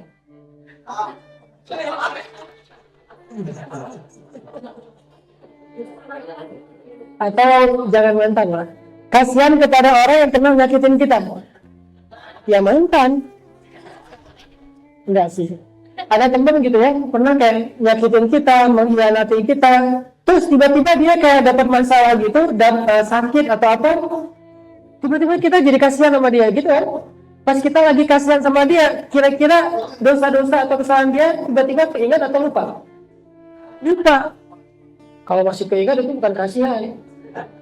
Datang ke rumah sakit, alhamdulillah. Nah ini nih, datang tapi syukur enggak. Dia kayak tiba-tiba lupa aja dengan kesalahan dia. Udahlah aku maafin, aku udah nggak ingat-ingat lagi. Udah kasihan dia sekarang, udah kena apa batunya misalnya. Udah kena kalau bahasa ininya karma. Nah akhirnya kita jadi kasihan lupain dosa. Allah lebih daripada itu kepada kita. Jadi kalau kita ngerasa banyak dosa, terus gara-gara banyak dosa kita nggak meminta kasihannya Allah, kita salah paham sama Allah. Kita tuh kayak ngeremehin Allah berarti. Aduh saya mah banyak dosa, nggak enak mau ngomong sama Allah. berarti kita ngeremehin Allah. Seolah-olah Allah itu kayak gitu banget. Pas kita datang, ya Allah, apa? Allah itu nggak gitu. Emang kita yang kayak gitu, apa? Ngapain lo nelfon dia? Itu tuh kita, Allah tuh enggak. Begitu kita menghubungi Allah, kalau bahasa kita nelfon, japri. Kalau kita lagi sedang sama orang, dia japri kita, sengaja nggak kita retreat sampai berminggu-minggu. Kontrak ABRI ada sudah sebulan. Padahal lasin, online, lasin gitu kan. Tapi nggak dibuka-buka tuh ya. Dia tuh udah pakai teks. Udah pakai jungkir balik emoticon. Semua emoticon dikeluarin. Udah nggak ada sisa. Dari mulai emoticon senyum, terus please, terus kayak ketawa tapi kelihatan giginya, terus air mata menggenang di sini, sampai berderai-derai, nggak dibaca juga. Itu kita. Kalau Allah nggak kayak gitu, Allah langsung kasihan. Kalau kita aja bisa ke orang yang pernah salah sama kita, tiba-tiba kita kasihan gara-gara ngeliat dia sekarang kayak sedih banget kondisinya, apalagi Allah. Begitu kita ada masalah, kita tahu nih kita banyak dosa, tapi kita ada masalah, terus mau lari kemana lagi kalau bukan ke Allah? Siapa lagi yang tempat mengadu kita selain Allah? Datang aja, wudu, Allah Akbar. Kita datang sebagai pendosa. Ya Allah, saya memang banyak dosa, tapi sekarang saya lagi ada masalah. Kasihan dong ya Allah sama saya. Allah kasihan. Gak ada. Siapa sih itu yang lagi sholat? Gue gak kenal. Enggak. Itu lagi kita. Allah itu maha pengasih. Makanya saya lagi mencoba kita mengimajinasikan Allah itu gak seperti makhluk yang kayak ngungkit-ngungkit padahal udah minta maaf. Yang kayak pamrih padahal dia gak ngapa-ngapain. Yang apa lagi? Yang masih disimpan tuh capturean yang tersinggung dulu, di capture, disimpan, nggak akan dilupain ya, supaya kalau udah lupa nanti bisa lihat lagi, jadi ingat lagi. Semuanya didokumentasikan dengan baik karena dia memelihara sakit hatinya. Allah tuh nggak gitu. Allah ketika kita berbuat dosa aja, hari kita berbuat dosa, hari itu Allah kasihan dulu sebelum marah. Kenapa? Karena kasihannya Allah lebih dulu daripada marahnya Allah. Allah marah. Allah punya sifat marah. Tapi kasihannya Allah lebih dulu daripada marah. Allah kasihan itu bisa bertahun-tahun sebelum Allah marah. Sampai Fir'aun aja Allah kasihan dulu sama dia sebelum Allah marah. Yang kita kenal dari adegan Fir'aun kan laut terbelah ya. Yang kemudian dia masuk ke dalamnya dan tenggelam. Padahal sebelum adegan laut terbelah, ada adegan yang lebih keren loh. Adegan apa? Adegan Allah mengutus Musa jauh-jauh dari Madian untuk menyadarkan Fir'aun. Kenapa? Karena Allah kasihan sama Fir'aun. Kalau Allah marah mungkin nggak perlu pakai Musa, udah aja tenggelamin. Kenapa Allah sampai ada ayat idhab ila Fir'aun innahu tagha. Wahai Musa, pergilah kepada Fir'aun, dia itu udah melampaui batas. Dakwahi dia. Faqul hal laka ila an tazakka, bilang ke dia, mau nggak kamu berubah? Mau nggak kamu membersihkan diri dengan bertaubat? Nanti kalau kamu Musa ketemu Fir'aun, tapi jangan marah-marah ya Musa, ngomongnya pelan-pelan. Wa qula lahu qawlan layyinan. Ucapkanlah untuk Fir'aun itu ucapan yang lemah lembut. Kenapa Allah ke Fir'aun aja masih kasihan dengan cara mengutus Musa biar dia sadar, biar dia insaf, biar dia balik ke Allah, biar dia insaf, biar dia Allah, supaya ngomongnya pelan-pelan, jangan marah-marah. Karena Musa ini kan seorang nabi yang gagah, yang kuat, yang beliau itu to the point. Beda sama Harun. Harun itu diplomatis, Musa to the point. Dua orang ini saling mengutuhkan, saling mensupport. Kalau Harun ngomongnya pelan-pelan, kalau Musa langsung mau nggak? Kalau nggak, beresin. Itu Musa. Sehingga Allah bilang, Ula lahu qawlan layyinan. Nanti kalau kalian ketemu sama dia, ngomong pelan-pelan ya Musa. Baik ya Allah, kata Musa. Wahai Fir'aun, Musa ngomong. Nggak biasa-biasanya gitu Musa. Wahai Fir'aun, saya utusan Allah. Fir'aun sombong. Musa, kan kamu pelarian, ngapain kamu balik lagi? Wahai Fir'aun, kita nggak usah bahas bab itu. Kita lagi ngomongin yang lain gitu. Kata Fir'aun, ya udah coba kamu ngomong apa? Disampaikan satu persatu. Kalau kita baca di surat Toha dan Al-Qasas, cerita Nabi Musa ngobrol sama Fir'aun, itu tuh nggak kayak Nabi Musa aslinya. Maksudnya Nabi Musa itu kan keras, kayak Umar kan. Kalau Harun tuh kayak Abu Bakar. Jadi dua orang ini Umar dan Abu Bakar nih sosoknya. Musa itu kayak Umar, atau lebih tepatnya Umar kayak Musa. Karena Nabi Musa yang lebih utama kan. Umar itu kayak Musa, jadi keras gitu. Kalau Harun, Abu Bakar kayak Harun, lembut. Nah, tiba-tiba di dalam ayat itu Musa jadi lembut ngomongnya. Tahu kenapa Musa ngomong lembut? Karena itu perintah Allah, layyinan, bicaralah yang lemah lembut wahai manusia. Kenapa Allah sampai segitunya kepada Fir'aun? Karena Allah lebih duluan kasihan sebelum marah. Sampai Firaun aja dikasihani sama Allah. Padahal kasus pembunuhan massalnya Firaun itu udah banyak banget. Yang dibunuh juga bukan prajurit, bukan orang dewasa. Yang dibunuh itu bayi. Bayi baru lahir langsung dibunuh sama Firaun. Jumlahnya udah ribuan. Tapi Allah masih kasihan sama dia dan berharap dia bertaubat. Sehingga kalau Firaun aja Allah kasihani sebelum Allah marah, apalagi kita yang insya Allah nggak bisa dibandingkan dengan Firaun dosanya. So, kenapa kita merasa putus asa meminta belas kasihan Allah ketika kita punya masalah? Emangnya kita pikir ketika kita lagi terpuruk Allah nggak kasihan sama kita? Ketika kita nggak direstuin Allah nggak kasihan sama kita? Ketika kita udah tunangan terus tiba-tiba dibatalin tanpa alasan, ayo nentuin tanggal, nentuin gaun pengantin, udah apa segala macam, udah prepare, keluarga besar udah pada tahu, tiba-tiba 1 hari sebelumnya putus. Allah nggak kasihan sama kita? Tiba-tiba lagi mau akan nggak jadi gara-gara penghulunya mantan, Allah nggak kasihan sama kita?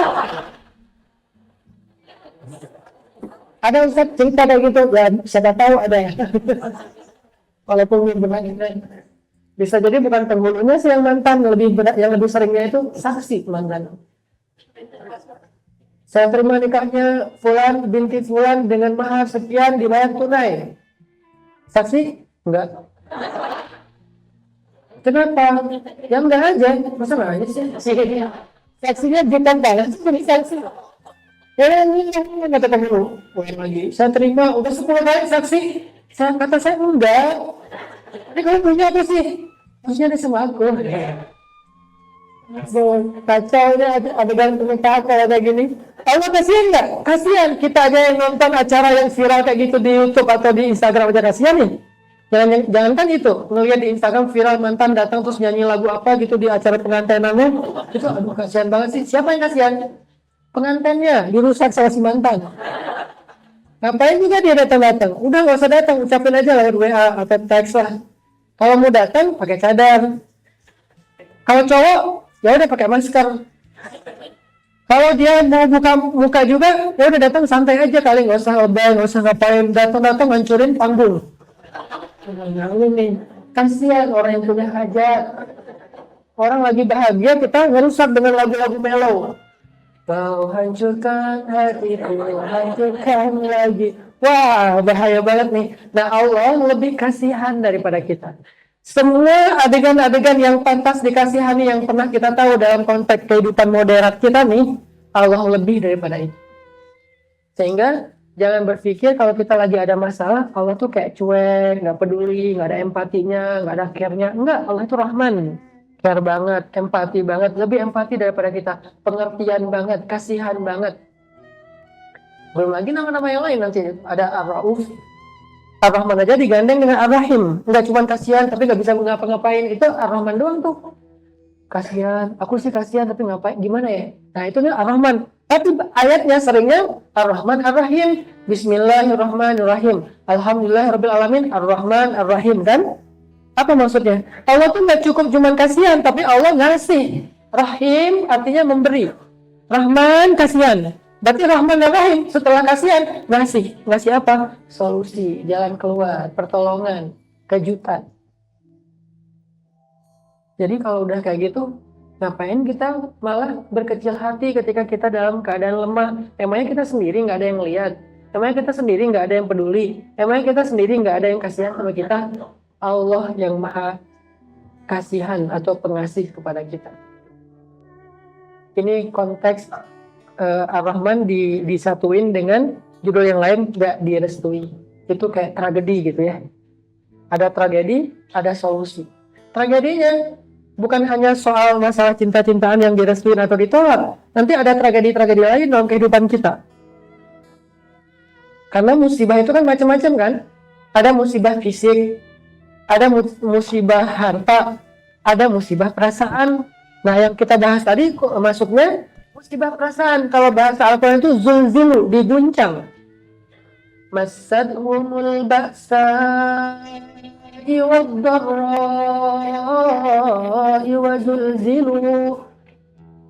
Mereka diuji dengan ujian fisik, ujian harta, ujian perasaan. Ujian fisik namanya ba'sa, ujian harta namanya dharra, ujian perasaan namanya zulzilu, diguncang, diobok-obok gitu perasaannya.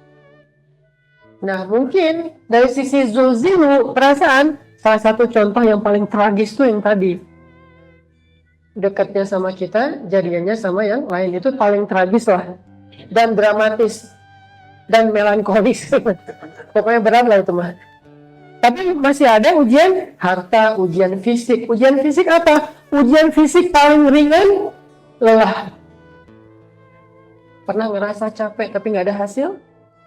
Pernah ngerasa udah habis-habisan berjuang untuk keluarga tapi mereka nggak menghargai kita sebagai ibu, sebagai ayah, sebagai suami, sebagai istri, masak seharian. Coba aja kasih cowok sekali aja goreng ikan. Itu lebih berat daripada dia bangun satu rumah. Cowok itu suruh goreng ikan itu pakai galah. Dan itulah the power of perempuan ya, cewek ya. Kita goreng ikan tuh heboh banget kan? Wih, semua jurus silat dikeluarin goreng ikan kan. Cuma satu ikan doang pakai jurus silat, ikannya ikan teri.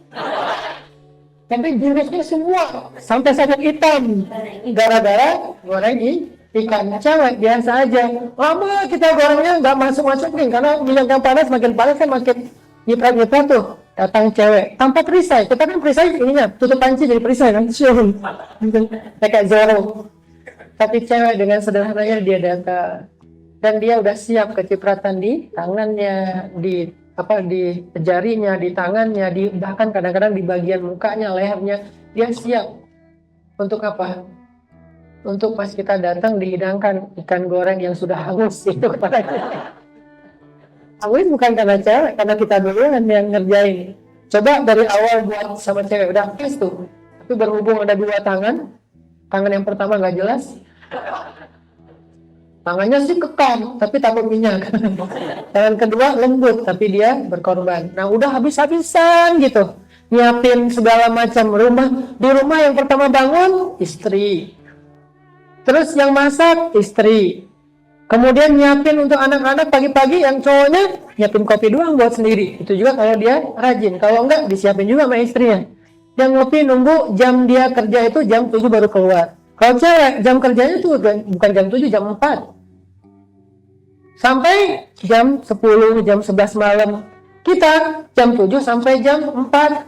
Udah gitu pulang, santai di rumah. Seolah-olah bagian saya udah selesai di kantor. Di rumah mah sekarang saya tinggal istirahat. Si mama yang nyiapin semuanya. Udah habis-habisan gitu. Capek fisik kita, berkorban dengan segala macam. Ternyata pengorbanan kita itu nggak dianggap sama yang sebelah sini. Kenapa? Karena mereka kurang berperasaan. Cowok itu logikanya 9, perasaannya 1. Cewek perasaannya 9, logikanya 1. Makanya cowok sering bilang, salah saya apa? Karena nggak punya perasaan. Makanya dia bilang, salah saya apa? Dia nggak tahu salahnya karena nggak masuk di logika dia. Padahal nggak semua kesalahan itu harus logis. Kadang-kadang nggak logis, tapi salah. Kenapa? Main perasaan. Menurut kita, emang ada yang salah dengan sikap saya? Nggak salah sih secara logika, tapi secara perasaan itu menyinggung. Jadi tetap aja kayak kita diuji dengan fisik. Lelah itu paling ringan tuh ujian fisik. Dinaikin levelnya, nanti ujian lebih berat lagi mungkin sakit. Kayak Nabi Ayub, salah satu ikonnya. Lebih berat lagi nanti diuji dengan siksaan fisik. Tapi mudah-mudahan kita nggak sampai kayak gitu. Sebagian umat Islam merasakan di Rohingya, di Suriah, di Palestina, di Yaman kelaparan tuh sampai malnutrisi di Yaman itu kan tinggi banget ya, sampai anak-anak kecil tuh ukuran badannya yang harusnya umurnya 5 tahun kayak anak baru lahir. Itu kasihan banget kondisi mereka. Kalau teman-teman mau berkurbanlah untuk mereka juga selain di Indonesia. Jadi 2 kurbannya. Satu di Indonesia, satu lagi pilih Yaman kah, Rohingya kah, Suriah atau Palestina. Biar kita nggak ada feeling guilty gitu. Ada saudara kita yang lagi susah, kita ikut berempati.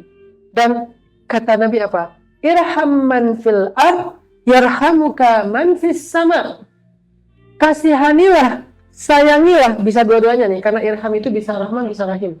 Kasihanilah dan sayangilah yang di bumi, maka engkau akan disayangi dan dikasihani oleh yang di langit, maksudnya Allah. Jadi biar kita dikasihani sama Allah, harus gampang kasihan sama orang lain. Orang lain yang paling dekat dengan kita untuk kita kasihani, keluarga kita, ibu kita. Kalau kita sama ibu aja nggak ada kasihan-kasihannya, gimana kita berharap Allah ngasihanin kita pas kita lagi ada masalah? Ibu aja nggak kita kasihani, ayah aja nggak kita kasihani, pasangan halal aja nggak kita kasihani, anak aja nggak kita kasihani, sahabat geng kita di grup aja nggak kita kasihani, apalagi orang lain. Nah, gimana Allah akan kasihan sama kita? Jadi ternyata Allah bukan cuma Ar-Rahman, tapi juga Ar-Rahim. Selain kasihan, ngasih. Kasihan dia, ya udah kasih. Kasihan dia, ya udah ijabah. Kasihan dia, ya udah tolong. Kasihan dia, kasih solusi. Kasihan dia, kasih kejutan. Karena Allah Rahman dan Rahim. Maka kenapa kita berputus asa? Falimal ya, kenapa kita berputus asa? La tayasu min rauhillah, la taqnatu min rahmatillah. Jangan berputus asa dari rahmat. Rahmat di sini dua. Rahmat itu bisa Rahman, bisa Rahim. Rahmat itu bisa Rahman, bisa Rahim, pengasih dan penyayang. Kenapa kalian berputus asa dari rahmat Allah? Maksudnya dari sifat kasihan dan pemberinya Allah Subhanahu wa taala kepada kalian. Ini modal kalau kita punya masalah. Dan poinnya di dalam judul gak direstui, poinnya itu bukan kasusnya, tapi poinnya apa? Coba tebak. Judulnya gak direstui, poinnya apa? Poinnya adalah kalau apa yang kita alamin di luar ekspektasi kita, terus mau gimana? Kalau apa yang kita harapkan gak terjadi, terus mau gimana? Itu tuh poinnya. Cuman ambil kasusnya gak direstui. Saya akan mencoba mengambil kasus tuh yang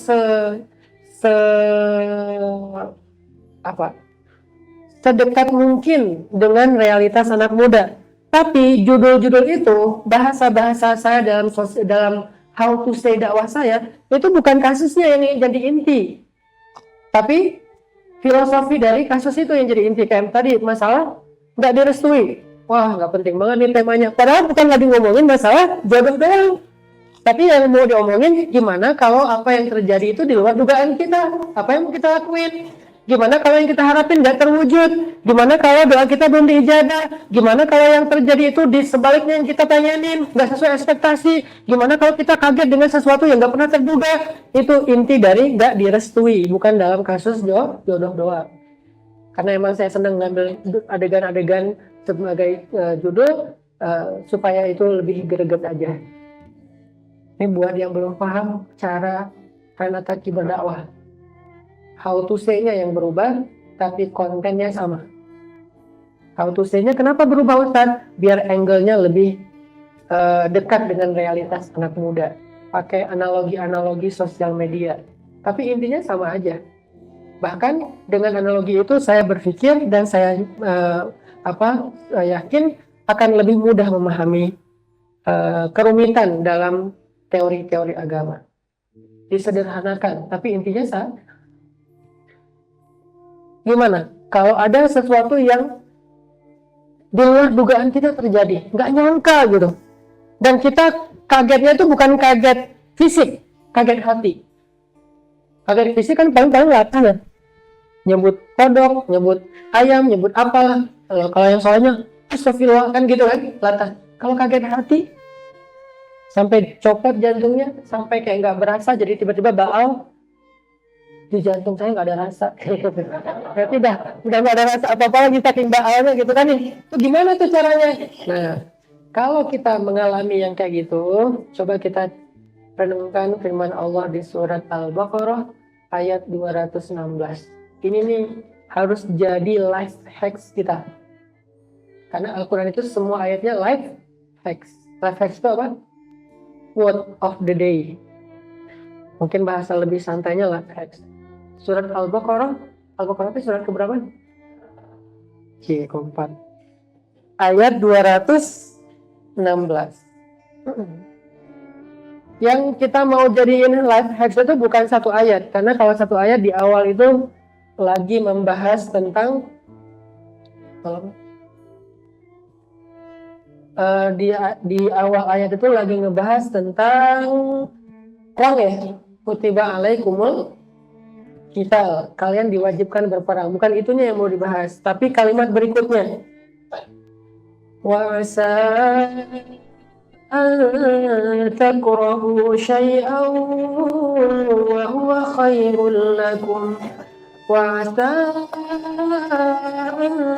tuhibbu syai'an wa huwa syarrul lakum wallahu ya'lamu wa antum la ta'lamun. Apa artinya? Bisa jadi kalian membenci sesuatu padahal itu baik untuk kalian. Bisa jadi kalian menyukai sesuatu padahal itu buruk untuk kalian. Kalimat intinya, dan Allah lebih tahu sedangkan kalian tidak tahu. Itu pelajaran akidahnya. Kasusnya apa? Bisa jadi kalian membenci sesuatu, nggak mau banget, nggak rela banget, nggak nerima banget, nggak nyangka banget.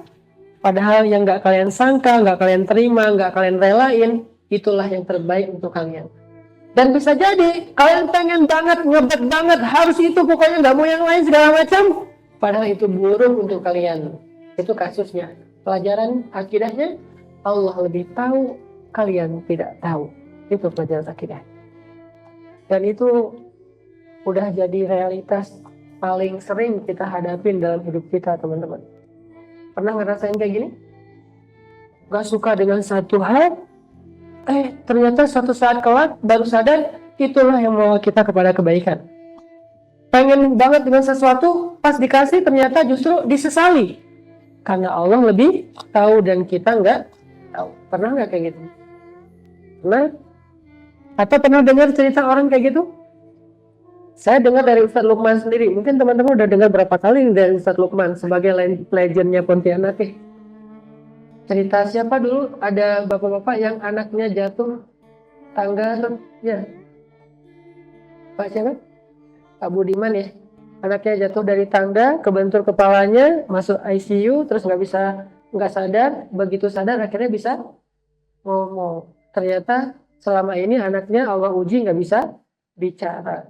Wasa takrahu syai'an, bisa jadi jatuh dari tangga kalian tidak suka. Ada yang suka jatuh dari tangga? Satu-satunya jatuh yang disuka adalah ada beratan. Atau udah aja deh. Mau tamin aja deh kalau kayak gini. Berat membahas bab ini. Semua jatuh itu sakit, tapi yang paling sakit ya. Apa ceritanya? Oh, jatuh dari tangga. Bisa jadi adegan anak jatuh dari tangga itu tidak kalian sukai, padahal itu baik untuk kalian. Baiknya di mana? Nggak hari itu, nggak saat itu juga. Nggak mungkin jatuh dari tangga terus langsung alhamdulillah, enggak kan? Karena ini sesuatu yang takrah. Tuhan, kita nggak suka. Ya Allah, kenapa? Ya Allah, kok gini? Ya Allah, apalagi ini? Kenapa saya terus? Kenapa kurang apa lagi dari saya? Kan ini pertanyaan-pertanyaan protes ya. Kenapa kita protes? Karena kita takrah, kita kurhun, kita nggak suka, kita nggak terima dengan kenyataan ini. Dan itu yang terjadi. Tapi kata Allah, khairul lakum. Ternyata itu bisa jadi khair. Makanya ada kata-kata kalau kita lagi nasihatin teman kita, bukan nasihatin lebih tepatnya, menghibur teman kita yang lagi ada masalah, la'allahu khair, la'allahu khair. Mudah-mudahan ada kebaikan, mudah-mudahan ada kebaikan. Bahasa orang Indonesianya, mudah-mudahan ada hikmahnya. Itu bahasa orang Indonesia. Mudah-mudahan ada, pasti ada hikmahnya. Itu versi Indonesia. Kalau versi hadis, la'allahu khair. Mudah-mudahan ada kebaikan. Cuman kebaikan itu baru kita sadari, kita rasain, enggak saat itu juga. Semuanya ada proses. Di awal jedar, kaget. Besok awal jedar kaget, bilangnya astagfirullah, innalillah, apalagi gitu kan. Besok alhamdulillah. Itu kenyataan. Dan itu bisa bukan hanya dialamin oleh Kak Budiman Ferry, tapi juga banyak orang yang ngalamin kayak gitu. Cuman yang ini adegannya emang luar biasa sih menurut saya. Ada yang kayak adegan misalnya gara-gara cerai, maaf walaupun ini berat ya, tapi ada teman saya dia dicerain sama suaminya. Cerai gara-gara mungkin percekcokan rumah tangga lah. Terus mereka masih nyicil rumah. Jadi si cewek ini sama suaminya cerai, sementara mereka selama ini kayak punya tanggungan cicilan rumah. Belum beres tanggungan cicilan rumah udah cerai, dan dia udah nyicil sekian tahun. Udah setengah perjalanan lah, mungkin kalau 10 tahun udah 5 tahun nyicilnya gitu, 5 atau 6 tahun.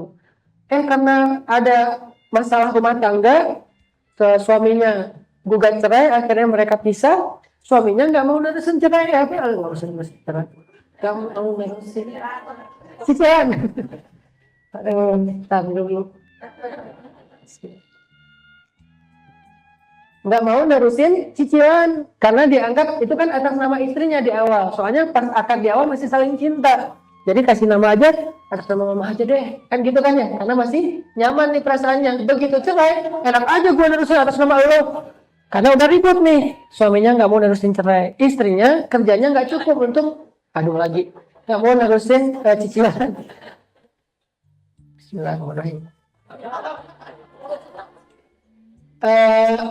Dan dia istrinya ditinggalin anak-anak, ada 2 anaknya udah sekolah, sehingga dia jadi single parent, menafkahin anak, kemudian juga kebutuhan dia pribadi, kerjanya juga nggak terlalu besar hasilnya, dia punya tanggungan nyicil, suaminya nggak mau ngerawat anaknya, nggak mau nerusin cicilan. Nah akhirnya apa yang terjadi?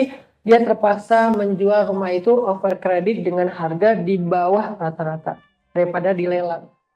Dia jual nih. Ini terlepas dari masalah hukum cicilan. Saya lagi ngomongin kisah moralnya. Dia jual, pas dapat itu nggak bisa untuk membeli rumah cash. Mau DP lagi nggak kuat nyicil. Mau cash nggak kuat juga, harganya masih ketinggian. Akhirnya uang itu dia simpan aja nih, ditaruhlah di bank, di deposito syariah gitu. Yang hasilnya sebulan berapa sih? Dia uangnya sekitar 200 juta gitu. Ditaruh di deposito syariah, paling sebulan cuma berapa ratus ribu gitu kan, hanya untuk nambahin penghasilan dia. Mulai dari awal lagi nih, anaknya disekolahin sendiri sampai lulus SMA, kemudian dia ngontrak dari satu rumah ke rumah yang lain, ngontrak aja nih kerjaannya, setiap tahun harus bayar kontrakan, kalau udah nggak kuat bayar kontrakan pindah, dan pindahan itu pasti ribet banget, berlangsung selama 10 tahun. Dia sedih, dia anggap rumah tangga dia gagal. Dia anggap semua yang dia alamin itu sesuatu yang buruk. Dia anggap seolah-olah dia yang paling prihatin, paling susah hidupnya di muka bumi. Tapi di tahun ke-10 dia hijrah. 9 tahun kayak gitu nggak hijrah. Survive sendiri tapi nggak melibatkan Allah. Survive sendiri tapi nggak mengadu ke Allah gitu. Nggak minta Rahman, Allah kasihani saya, nggak. Survive aja sendiri. Saya nggak bergantung sama cowok, saya bisa sendiri. Akhirnya dia kerja banting tulang. Tahun ke-10 dia hijrah. Dia hijrah, mulai ngaji, mulai belajar Al-Quran lagi dari tahsin, mulai pelan-pelan. Alhamdulillah setahun dia hijrah, setahun dia mulai belajar Al-Quran, setahun mulai ngaji, mulai doa, Allah mulai kasihan sama dia. Tahun ke-10 dia dilamar oleh seorang cowok yang lebih muda dari dia 10 tahun, yang akhlaknya baik, yang tajir. Kenapa yang kedua? Yang pertama kayak begitu, tajir. Beda ekspresi. Yang baik akhlaknya, yang tajir bisnisnya, yang romantis orangnya, yang dia lebih muda 10 tahun masih kayak ekspresif banget gitu kan ya, kayak masih udah nikah tapi kayak masih pacaran. Nikah mereka. Setelah nikah dibeliin rumah 3 kali lipat lebih besar daripada yang sebelumnya, atas nama dia, cash, dengan modal yang dia banget. Dia pengen farmhouse, kan cewek banget lah ya. Kalau cowok kan pengennya rustic industrial gitu kan ya. Ini pengennya farmhouse banget yang bunga-bunga, yang ala-ala British klasik-klasik gitu, yang kayu-kayu. Dia dapat sesuai dengan harapan dia. Wa asa an takrahu syai'an wa huwa khairul lakum. Kenapa 10 tahun Ustaz? Karena setelah tahun ke-10 dia baru melibatkan Allah. Coba pas cerai, ya Allah kasihankan saya. Langsung datang tuh cowok. Tapi kan dia belum sukses, Ustaz. Berarti cowok yang lain. Yang penting yang sukses. Egois. Intinya adalah canda. Intinya adalah wa asa an takrahu syai'an wa huwa khairul lakum, itu berlaku kaidahnya dalam hidup kita. Ini dalam masalah itu. Dalam masalah yang lain, saya punya teman di Padang, namanya, karena ini kebaikan sebut nama, namanya Bang Anton. Orang Padang. Dia di kampungnya dikenal sebagai anak muda paling nakal. Setiap hari duel, setiap hari berantem, setiap hari taruh, sampai disebut sebagai orang yang nggak mungkin jadi orang benar. Di kampungnya itu udah dianggap orang nggak benar aja. Pokoknya kalau udah menyebut nama Anton, pasti yang keluar penjelasan yang negatif. Anton itu, ini segala macam. Karena dia nggak benar, karena dia orang di kampungnya berantem terus, akhirnya orang-orang semua bilang kamu masuk polisi aja. Karena kan lebih ke fisik kan, kalau nggak polisi tentara, biar fisik. Menyalurkan fisiknya kepada yang lebih benar. Ikut tes polisi. Lulus, karena ujiannya fisik di awal. Lulus. 50 orang gengnya lulus. Masuk ke karantina. Tes kedua, tes wawasan. Nah, ini masalahnya dia. Di sekolah aja rankingnya terakhir. Kalau ada 50 berarti dia 50. Kalau muridnya ada 29, dia 29. Pokoknya juara 1 dari belakang. Selalu, dan istiqomah gitu. Nggak usah nanya siapa ranking 1, pasti dia dari belakang. Akhirnya pas ujian, lebih ke ujian tulis, dia gagal. Dari 50 orang, cuman dia yang gagal ujian kedua. 49-nya lagi lulus. Malu, mau pulang kampung, takut dihakimi sama masyarakat sebagai orang yang gagal. Akhirnya dia merantau ke Bandung. Jualan di emperan kaki 5 alun-alun Bandung, di Pala Preman, akhirnya gagal lagi, pindah ke Jakarta. Karena dia fisiknya bagus di Jakarta, pertama dia jadi debt collector. Gagal jadi pengawal pribadi, bos-bos. Tapi nggak betah, rame sama orang, pindah lagi, akhirnya dia dagang lagi. Dagang, sampai setelah dia dagang yang kedua ini, dia sukses pelan-pelan, dagang di depan Tanah Abang. Dia jualan yang masih recehan gitu di depan Tanah Abang, lama-lama sampai bisa beli toko di Tanah Abang. Udah sukses beli toko, sekarang punya pabrik di Bogor, pabrik tekstil. Punya berapa toko di Tanah Abang. Penghasilan bulannya 1,5 miliar. Profitnya 30%. Berarti 500 juta profit bersih setiap bulan. Pulang ke kampungnya. Kenapa pulang ke kampung? Karena mau mengumrohkan guru ngajinya di musola kampung. Dia adalah orang yang paling nakal di kampung, tapi yang pertama haji di dalam orang di kampungnya. Orang pertama haji. Sekarang panggilnya Pak Haji. Bang Haji. Oh Bang Haji, semuanya udah jadi saudara kan, kalau udah kayak gitu kan ya. Bang Haji kemana? Bang Haji ya, semuanya nyapa. Cewek-cewek Bang Haji. Sekarang udah beda nih, yang dulu tuh, sekarang Bang Haji. Nah, pada gitu semua. Nah, pulang nih ke kampungnya, reuni sama teman-temannya yang tadinya di Akpol.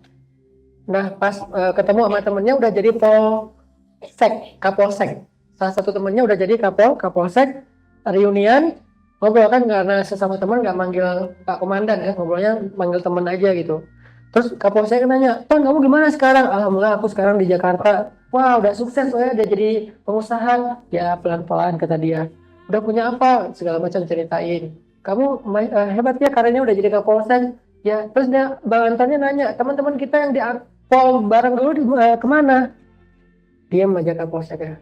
Emang kenapa? Kamu belum dengar cerita mereka? Belum, ada apa? Dulu kita ditugaskan di Brimob di Aceh.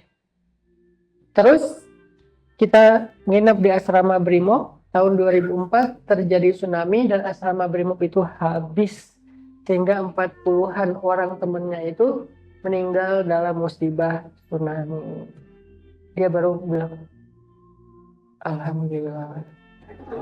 Kenapa alhamdulillah dulu dia nggak lulus di akademi kepolisian, kok malah dia bersyukur gara-gara dia nggak lulus? Bukan berarti yang lulus itu gagal ya atau tidak baik. Masing-masing orang punya garis takdirnya. Mungkin Allah pengen membuat mereka lebih duluan masuk surga dengan wafat dalam musibah tsunami, dan kita nggak menjudge siapapun. Cuman dalam kasus Bang Anton, dia bersyukur gara-gara nggak lulus akhirnya dia merantau. Dia ditempa dalam kehidupan yang lebih berat daripada di kampungnya. Di kampungnya paling dia taruh sama anak-anak kampung. Di sana lebih dahsyat tuh, mafia, gangster, preman di kota-kota besar, sehingga dia jadi kayak culun gitu di antara mereka gitu kan ya. Mulai tough, akhirnya survive jadi pengusaha sukses. Wa asa an takrahu syai'an wa huwa khairul lakum. Bisa jadi kalian membenci sesuatu padahal itu baik untuk kalian. Makanya teman-teman yang dirahmati Allah, jangan langsung berputus asa ketika Allah memuji kita dengan sesuatu yang di luar dugaan kita. Allah itu bekerja dalam misteri. Kok gitu bahasanya Ustaz? Karena bahasa surah Ar-Rahman, kulla yaumin huwa fi sya'an. Setiap hari Allah itu sibuk. Artinya Allah membuat settingan kehidupan hamba-hambanya, mengurus takdir, mengurus kehidupan, memelihara. Allah tuh sibuk.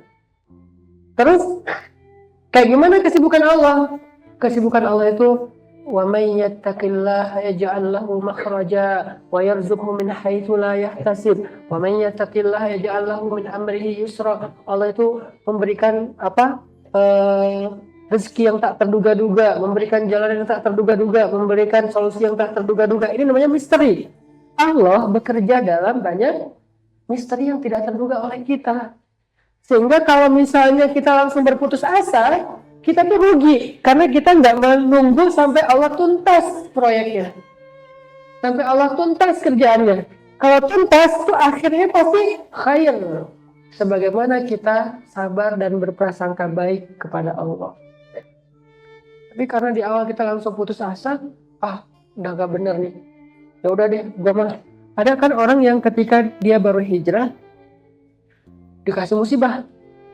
Baru hijrah musibahnya macam-macam. Bisa dia kehilangan temennya, bisa dia kehilangan kerjaannya, gara-gara berhijab kontraknya dibatalin, gara-gara dia ninggalin yang haram akhirnya dia kerjanya gak jelas, gara-gara dia apalagi berhijrah terus dia ribut dengan pasangannya, cerai segala macam. Lalu ketika dia dikasih kejutan ini di awal ya, ketika dia dikasih adegan yang nggak terduga di awal, dia putus asa. Kalau dia nggak putus asa, mungkin sebentar lagi dia akan ngelihat kejutan yang keren banget dari Allah. Tapi berhubung dia udah putus asa, hilang semua apa yang Allah udah janjikan. So la tayasu, la taqnatu. Jangan berputus asa. Kenapa? Satu, Allah itu Rahman, kasihan sama kita sebetulnya. Kalau kasihan kok dikasih ujian kayak gini, Ustaz, ujian ini sebetulnya bukan ujian, ini tuh madrasah. Adegan-adegan yang gak nyaman dalam hidup kita, musibah dan ujian itu tuh bukan negatif, itu tuh madrasah, tarbiyah kalau bahasa lebih tepatnya. Itu tarbiyah buat kita. Apanya yang kita ditarbiyah sama Allah? Kita sedang ditarbiyah sabar. Mana mungkin kita belajar sabar dengan cuma teori. Wabasyiris sabirin, sampaikan berita gembira bagi orang yang sabar. Belum tentu kita disabar.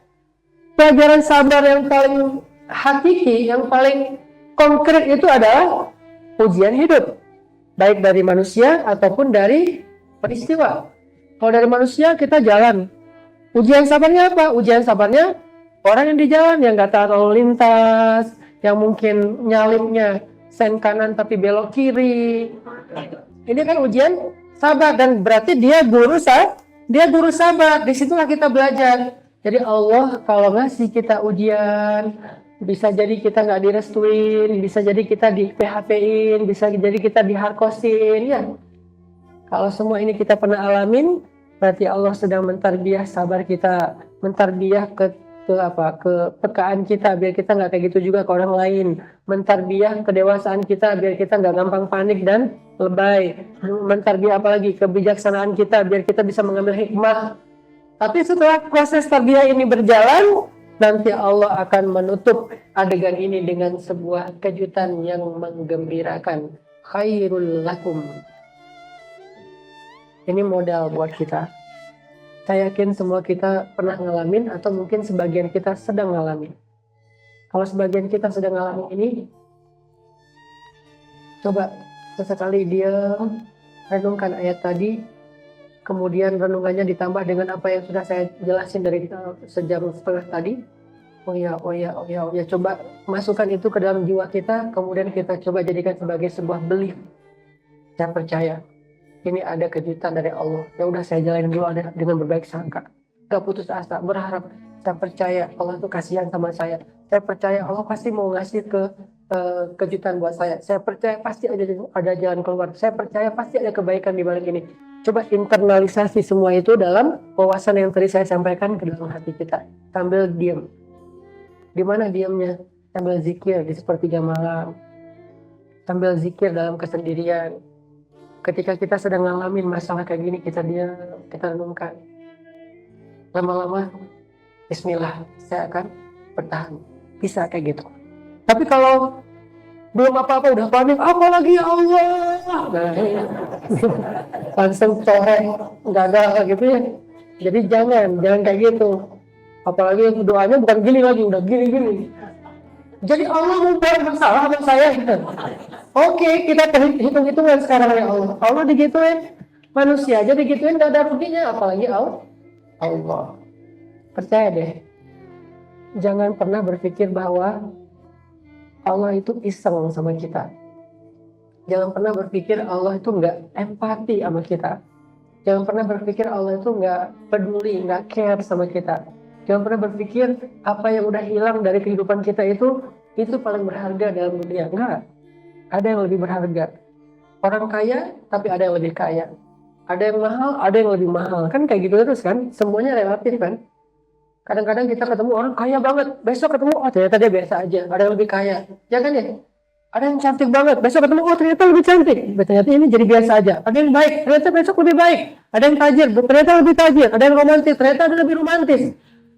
Itulah sifat dari dunia. Jangan berpikir bahwa sesuatu yang udah pergi dari kita itu udah segalanya. Yang nggak ada tandingannya. Cuma Rasulullah yang segalanya dari sisi manusia. Yang ideal, yang sempurna, yang baik, yang apa. Cuma Rasulullah, yang lain enggak. Pasti ada kurang dan di kelebihan itu ada di orang lain. Sehingga jangan langsung kita sedih sampai berputus asa. Saya paham, saya ngerti banget rasanya kalau misalnya pas kita lagi digituin, kesannya dunia ini saya udah gak kepikiran lagi mau nikah Ustaz. Kenapa? Udah kapok. Gitu kan ya? Saya udah gak kepikiran lagi mau nikah Ustaz. Kenapa? Udah capek ditolak. Saya udah gak kepikiran lagi mau nikah Ustaz. Kenapa? Udah capek di harkosin, harapan kosong. Saya udah capek di PHP-in. Saya udah capek dibohongin. Nah, berarti kita berputus asa. Emang gak ada orang baik di muka bumi? Ada Ustaz, tapi sedikit. Kata siapa orang baik itu sedikit? Berarti kita berburuk sangka kepada banyak orang. Orang baik itu banyak, cuman gak kelihatan. Banyak, cuman belum ditemuin aja sama kita yang cocok dengan kita. Sehingga bersabar. Tadi ada cewek yang 10 tahun sabar, tapi di tahun ke-10 dia libatkan Allah, langsung Allah ganti kehidupannya, dan itu nyata. Sehingga sekarang dia bilang, ternyata ini yang terbaik untuk saya. Saya nggak bersyukur karena dulu pernah bercerai, enggak. Saya nggak bersyukur, saya nggak merasa bangga, saya nggak merasa nyesal, biasa aja, tapi saya anggap ini sebagai takdir dan rahasia Allah yang akhirnya ternyata adalah happy ending. Akhirnya adalah khair. Kata kuncinya, wallahu ya'lamu wa antum la ta'lamun. Allah lebih tahu dan kalian tidak tahu. Dan kita nyebutnya dengan kata-kata apa? Allahu a'lam. Allah alam itu Allah lebih tahu dan saya nggak tahu. Jangan bilang Allah alam berarti protes. Allah alam sih, tapi nah ini bukan Allah alam. Kalau Allah alam udah kita nggak usah protes. Ya udah Allah lebih tahu, udah ikut aja kayak gitu. Mudah-mudahan ini jadi motivasi buat kita semuanya. Mohon maaf atas segala kekurangan dan keterbatasan. Mudah-mudahan bisa dimengerti. Barakallahu fiik. Assalamualaikum warahmatullahi wabarakatuh.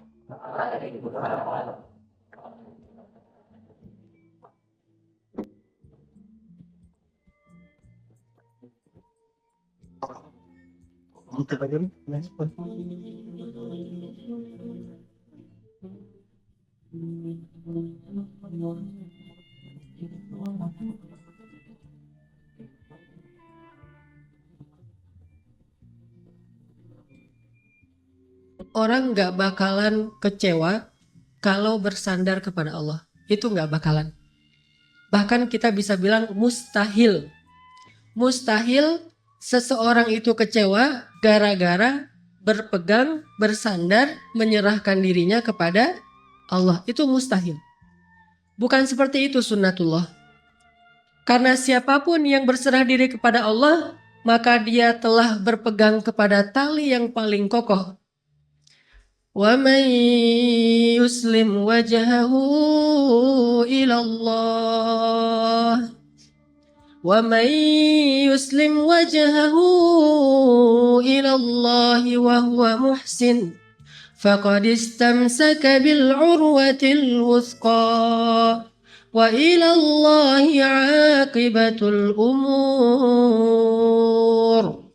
Siapa yang menyerahkan dirinya kepada Allah dan dia senantiasa berbuat baik, maka sesungguhnya dia telah berpegang kepada tali yang paling kokoh dan kepada Allah segala urusan dikembalikan. Jadi nggak ada orang yang kecewa kalau dia berpegang kepada Allah. Masalah apapun, masalah rezeki, masalah jodoh, terutama yang kedua. Kalau kita bergantung kepada Allah dalam urusan jodoh, maka insya Allah kita nggak akan kecewa. Mak comblang yang paling baik itu adalah Allah. Kalau mak comblangnya Ustadz, kadang-kadang ngecewain. Ustadz, ini CV saya. Oh ya, kriteria yang kamu cari seperti apa? Saya emang gak susah-susah Ustadz, standar-standar aja. Ya standar yang gimana? Yang tingginya 180, yang kulitnya bening, sampai kalau minum kelihatan airnya ngalir gitu. Transparan. Kemudian yang hidungnya seperti pedang. Yang matanya seperti bidadari. Tahu mata bidadari? Besar dan sayu. Tapi nggak gelok. Nah ini kriterianya. Terus kata Ustadz, kalau yang kayak gitu Ustadz juga mau gitu ya. Akhirnya pas ketemu Ustadznya duluan yang ta'arufan. Ini kalau mak comblangnya manusia. Tapi kalau mak comblangnya Allah jauh lebih meyakinkan dan gak bakalan kecewa. Dengan kriteria apapun, wa huwa ala kulli syai'in qadir. Dan kalau Allah menjanjikan yang baik akan ketemu dengan baik, pasti innahu la yukhliful mi'ad. Allah tidak pernah mengingkari janjinya. Masalah apapun kita harus mengandalkan Allah. Coba deh, selalu ngandelin Allah. Bahasa gampangnya gini, dah tenang aja, ada Allah. Itu. Dan kalau kita sudah melibatkan Allah, la yudayya'akallahu idzan. Itu pasti, Allah nggak bakalan ngecewain kamu. Kalau udah ngandelin Allah, ini gimana nih? Udah, tenang aja, ada Allah. Allah tidak akan mengecewakan. Salah satu kalimat udah tenang aja, ada Allah adalah la tahzan. Innallaha ma'ana. Kalau kita ada teman lagi galau gitu, terus kita bilang, la tahzan, innallaha ma'ana. Kalau bahasa kita, woles bro, tenang aja, ada Allah. Santai bro, karena ada Allah. Itu bahasa Arabnya, la tahzan, innallaha ma'ana. Andalin Allah dalam masalah kita. Ada masalah apapun, serahin aja sama Allah. Bismillah, la haula wala quwata illa billah. Bahkan kadang-kadang hanya dengan berzikir la haula wala quwata illa billah, Allah kasih keajaiban yang luar biasa. Karena setelah seseorang bersandar kepada Allah, la yudayya'anallahu idzan. Pasti Allah nggak akan ngecewain. Pasti Allah nggak akan ngecewain.